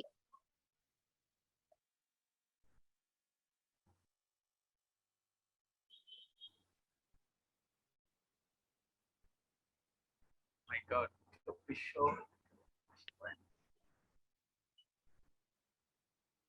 কংগ্রাচুলেশন ইয়াসিন, আপনি আজকে আমাদের কুইজ প্রতিযোগিতার বিজয়ী। Who is Yasin? খুব সম্ভবত জিবু ভাই। তাহলে আচ্ছা আচ্ছা, তাহলে ইয়াসিনকে অভিনন্দন কুইজ প্রতিযোগিতায় আমি বিজয়ী হওয়ার জন্য। তার সাথে তাহসিনকে অসংখ্য ধন্যবাদ এত সুন্দর একটি কুইজ প্রোগ্রাম খুব দ্রুত সময়ের মধ্যে সম্পন্ন করার জন্য। এখন এই পর্যায়ে আমি শিক্ষার্থীর যে শেষ প্রশ্নটা ছিল, একটা প্রশ্নই আমি নেব। একটা প্রশ্নই আমি নিয়ে আজকের অনুষ্ঠানের সমাপ্তি ঘোষণা করতে চাই। শেষ প্রশ্নটি আমাদের চপা মজুমদার ম্যামের জন্য। আমাদের স্টুডেন্ট রায়হানুল ফেরদৌস চিন্তা করেছে যে 10 জন নারীর মধ্যে 9 জনই অমুক সাবানটি ব্যবহার করে। এই মানে গবেষণাগুলো কিভাবে আসলে হয় এবং এই গবেষণা থেকে আদৌ হয় কিনা, বিজ্ঞাপনের প্রচারের জন্য এটাকে ব্যবহার করা হচ্ছে নাকি এটা হলো জাস্ট মানে সত্যি সত্যি কন্ডাক্ট করেই তারপরে হচ্ছে বলা হচ্ছে? না, এই গবেষণাগুলো করা হয়। এখন 10 জন নারীর মধ্যে 9 জন এটি ব্যবহার করছে, সেইখানে বলা হচ্ছে না স্যাম্পল সাইজ কত।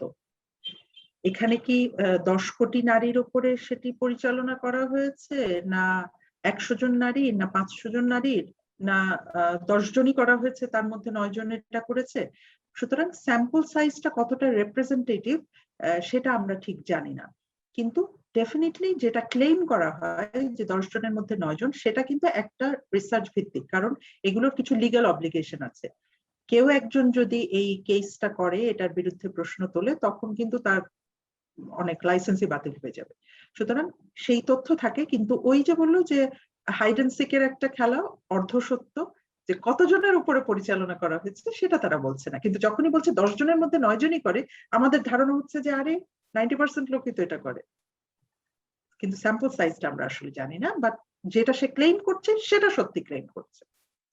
লিগ্যাল বেসিসটার কারণে সাবধানতাটা ওনারা অবলম্বন করেন, যদি তারা ক্লেম করেন বিজ্ঞাপনে যে হ্যাঁ আমাদের ভোক্তা যিনি আছেন আমরা তাদের উপর আগে একটা সার্ভে করে ফেলেছি বা নিশ্চয়ই এটা করতে হয়, ওটা ছাড়া সে এই ধরনের ক্লেম কেউ করে না।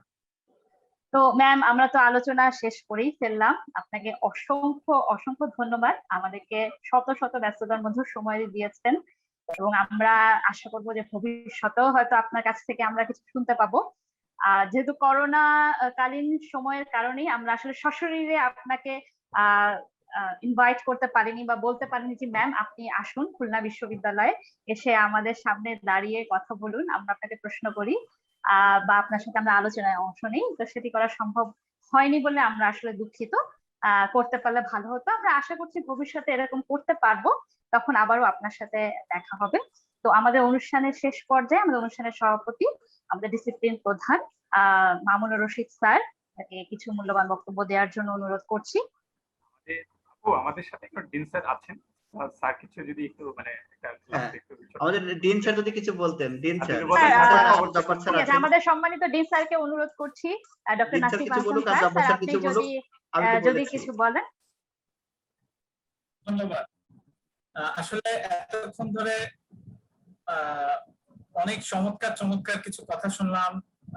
যদিও বা আমি আসলে বিজ্ঞাপন সম্পর্কে আমার আসলে খুব একটা ভালো ধারণা নেই কিংবা ছিল না, তারপরও এই ওয়েবিনার থেকে আমি আসলে বেশ কিছু জায়গার খুঁটিনাটি বিষয়ে একটু জানতে পারলাম। যদিও বা আমি বিহেভিয়ারাল অ্যাসপেক্ট নিয়ে আমার মানে মেইন রিসার্চ থিম, আমি বেসিক্যালি ডিজাস্টার সাইডে কাজ করি এবং human psychology, particularly disaster situation preparedness এর ক্ষেত্রে আসলে সাইকোলজিক্যাল অ্যাসপেক্ট গুলা কি থাকে এই জিনিসগুলা নিয়ে আমি গবেষণা করে থাকি। তো ওই বিহেভিয়ারাল জায়গাগুলো থেকে আমি যেটা দেখতে পাচ্ছি যে আসলে বেশ কিছু ওভারল্যাপিং আছে, and these are very interesting।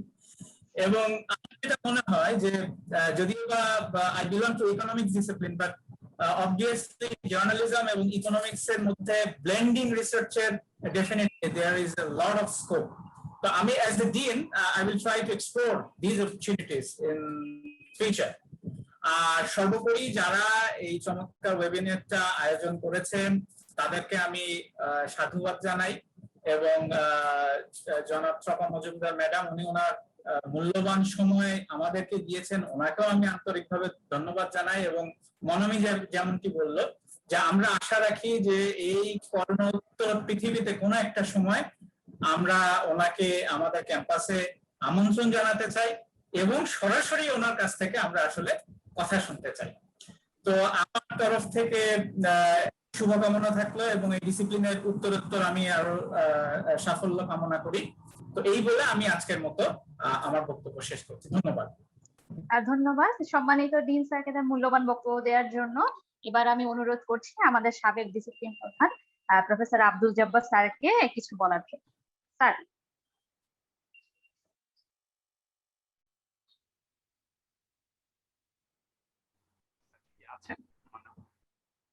Abdul Jabbar sir কি আছেন? স্যার আপনাকে অনুরোধ করছি যদি কিছু আমাদেরকে বলতেন।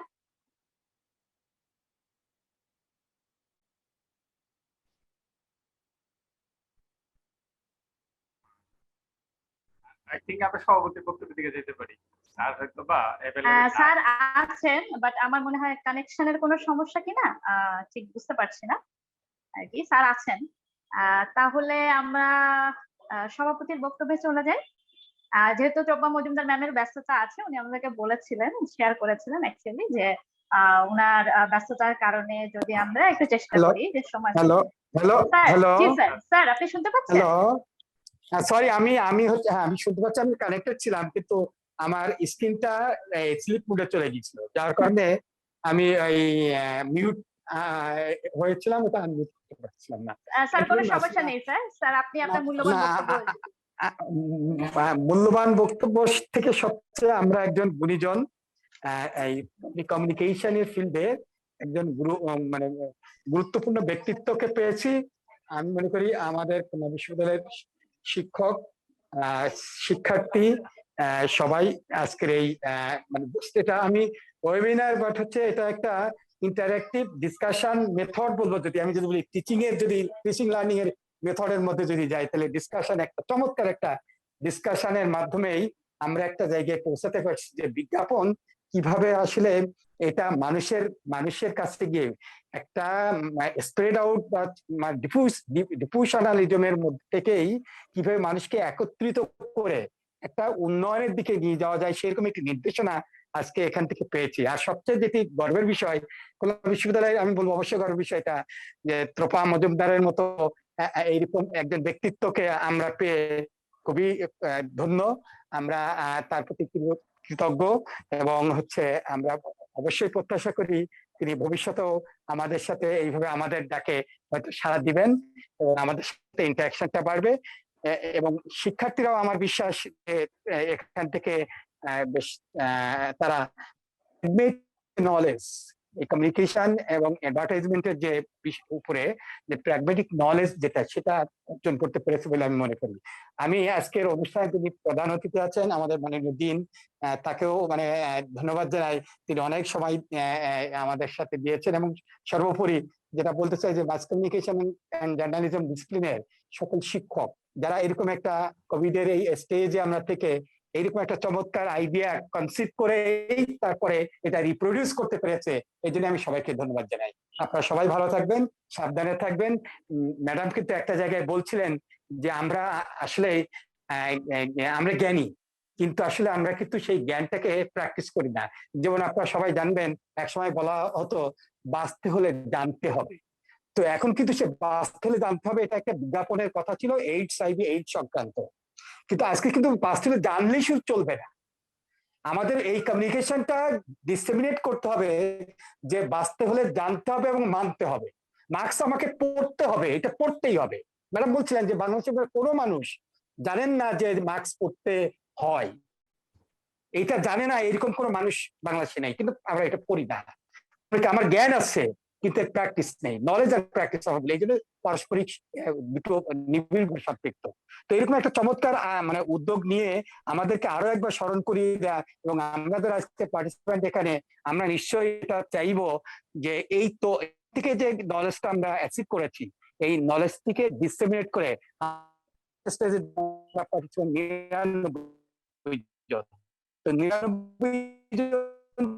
যদি আমরা আরো 99 তাদের অ্যাওয়ারনেস বিল্ড আপ করি, তাহলেই কিন্তু শিক্ষাটা ছড়িয়ে পড়বে এবং আমাদের দীর্ঘমেয়াদী আচরণের মধ্যে একটা পরিবর্তন আনবে। ধন্যবাদ সবাইকে আমাকে এই সুযোগটি দেওয়ার জন্য।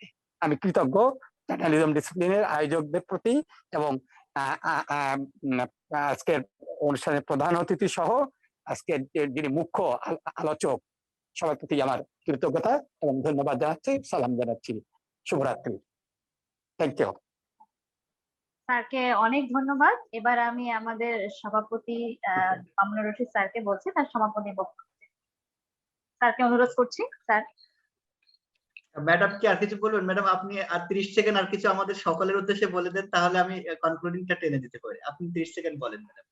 আমার মনে হয় আপনি শেষ করলে আমরা একটু ম্যামের সাথে ইনফর্মাল কিছু কথাবার্তা, আমাদের স্টুডেন্ট আছে যে লাস্টে 10 মিনিট ম্যামের যদি সময় থাকে আপনি বলার পরে, যে ম্যাম আমাদের স্টুডেন্টরা যদি সুযোগ থাকে, আপনারা যদি সুযোগ থাকে আর কি। আচ্ছা, আমি প্রথমে একটু বলি যে আমি এখানে নাসিফ হাসান স্যার, আব্দুল জব্বার স্যার সবার সাথে এই একই প্ল্যাটফর্মে কথা বললাম, সেটা আমার জন্য সম্মানের। আর আমার ছাত্ররা, শিক্ষার্থীরা আসলে ওরা, এই যে শুরুতেই আমি বলেছি যে ওরা পক্ষপাত দুষ্ট, না হলে বিজ্ঞাপনে অনেক গুণী মানুষ আছেন যারা প্র্যাকটিশনার, জ্ঞানী, কিন্তু ওরা আমাকে ভালোবাসে, আমাকে জানে, সেই জায়গা থেকে আমাকে ডেকেছে। সেটাই আমার আসলে বড় প্রাপ্তি, কারণ সেটা আমাকে আরো সুযোগ করে দিল খুলনা বিশ্ববিদ্যালয়ের শিক্ষক শিক্ষার্থীদের সাথে যুক্ত হবার। তো আশা করি দিন এমন আসবে যেদিন আমরা এই ফ্রেমে বন্দি থাকবো না, সশরীরে সবাই সামনাসামনি মুখোমুখি হয়ে একে অপরের সঙ্গে পরিচিত হতে পারবো। আবারও আপনাদের সবাইকে অনেক অনেক ধন্যবাদ আর কৃতজ্ঞতা। ম্যাডামকে অসংখ্য ধন্যবাদ। ম্যাডাম যখন কথা বলছিলেন, আমি 2021-এ বসে থেকে 2012 সালে চলে গেছি, কারণ ম্যাডামের ক্লাসটা আমি করেছিলাম 2012 সালে আর কি, 9 বছর আগে। তো ম্যাডামকে অসংখ্য ধন্যবাদ যে ম্যাডামের সেই কথাগুলো এখনো কানে বাজে আর কি, যে কিভাবে অ্যাডভার্টাইজমেন্ট করতে হয় বা বানাতে হয়, স্ক্রিপ্ট রাইটিং করতে হয়, কিভাবে থিঙ্ক করতে হয়, সবগুলো আর কি। তো আজকের আমি ধন্যবাদ জানাতে চাচ্ছি প্রথমত ম্যাডামকে, ম্যাডামের শত ব্যস্ততা সত্ত্বেও ম্যাডামকে আমাদের পাক্কা প্রায় 2.5 ঘন্টা সময় দিয়েছেন আর কি, না 1.5 ঘন্টা হয়ে গেছে ম্যাডাম। এবং আমাদের সাথে আছেন আমাদের সামাজিক বিজ্ঞান স্কুলের dean professor doctor Nasif Hasan sir, এবং আমাদের প্রতিষ্ঠাতা হেড যিনি আর কি আমাদের ডিসিপ্লিনের সাবেক ডিন এবং সাবেক সোশিওলজি ডিসিপ্লিনের প্রধান professor doctor Mohammad Abdul Jabbar sir. স্যারকে অসংখ্য ধন্যবাদ, স্যার আমাদের সাথে ছিলেন এতক্ষণ। এবং এছাড়া আমার সহকর্মী যারা ছিলেন, আমার সহকর্মী এর ভিতরে সবাই যারা ছিলেন আর কি, তাদেরকে অসংখ্য ধন্যবাদ। আর শিক্ষার্থীদের অসংখ্য ধন্যবাদ যারা এতক্ষণ আমাদের এই প্রোগ্রামের সাথে ছিল। এটা আমাদের ম্যাডাম একটা সিরিজ প্রোগ্রাম আর কি, আমরা ডিসিপ্লিনের 5 বছর পূর্তি এবং বাংলাদেশের গোল্ডেন জুবিলি বা স্বাধীনতার সুবর্ণ জয়ন্তী উপলক্ষে আমরা একটা সিরিজ প্রোগ্রাম করেছি 6টা এপিসোড মিলিয়ে। তার প্রথম এপিসোডটা আজকে হলো বিজ্ঞাপন নিয়ে আর কি। এর পরবর্তী প্রতি সপ্তাহে আমাদের এরকম একটা এপিসোড থাকবে। এবং এই প্রোগ্রামের মূল যারা আর কি কমিটি ছিলেন বা উপ কমিটি ছিলেন, আমি তাদেরকে বিশেষত ধন্যবাদ জানাতে চাই। তারা অক্লান্ত পরিশ্রম করে এরকম ম্যাডামের সাথে যোগাযোগ করে ম্যাডামকে রাজি করিয়েছেন এবং আলটিমেটলি আমাদের যে আজকের যে প্রোগ্রামটা সফল করে তুলেছেন, সেজন্য আমি ছোটন স্যার এবং উজ্জ্বল স্যার এবং মনামি ম্যাডাম যিনি এই প্রোগ্রামের সঞ্চালনা করেছেন অত্যন্ত স্মুথ ভাবে, আমি সকলকে ধন্যবাদ জানাচ্ছি এবং সকলের সুস্বাস্থ্য কামনা করছি, দীর্ঘায়ু কামনা করছি। যে যেখানে থাকবেন সুস্থ থাকবেন এবং স্বাস্থ্যবিধি মেনে চলবেন। এবং আমাদের পরবর্তীতে যে আমাদের আরো বাকি সিরিজ ওয়েবিনার বা ভার্চুয়াল যে ওয়েবিনার গুলো আছে আর কি, সেগুলোতে অংশগ্রহণ করবেন। এবং সকলের সুস্বাস্থ্য কামনা করে, মঙ্গল কামনা করে আজকের অনুষ্ঠানে সমাপ্তি ঘোষণা করছি। শুভরাত্রি। ধন্যবাদ স্যার। আচ্ছা, এখন তো মিটিং শেষ, আমাদের ওয়েবিনার শেষ। ম্যাম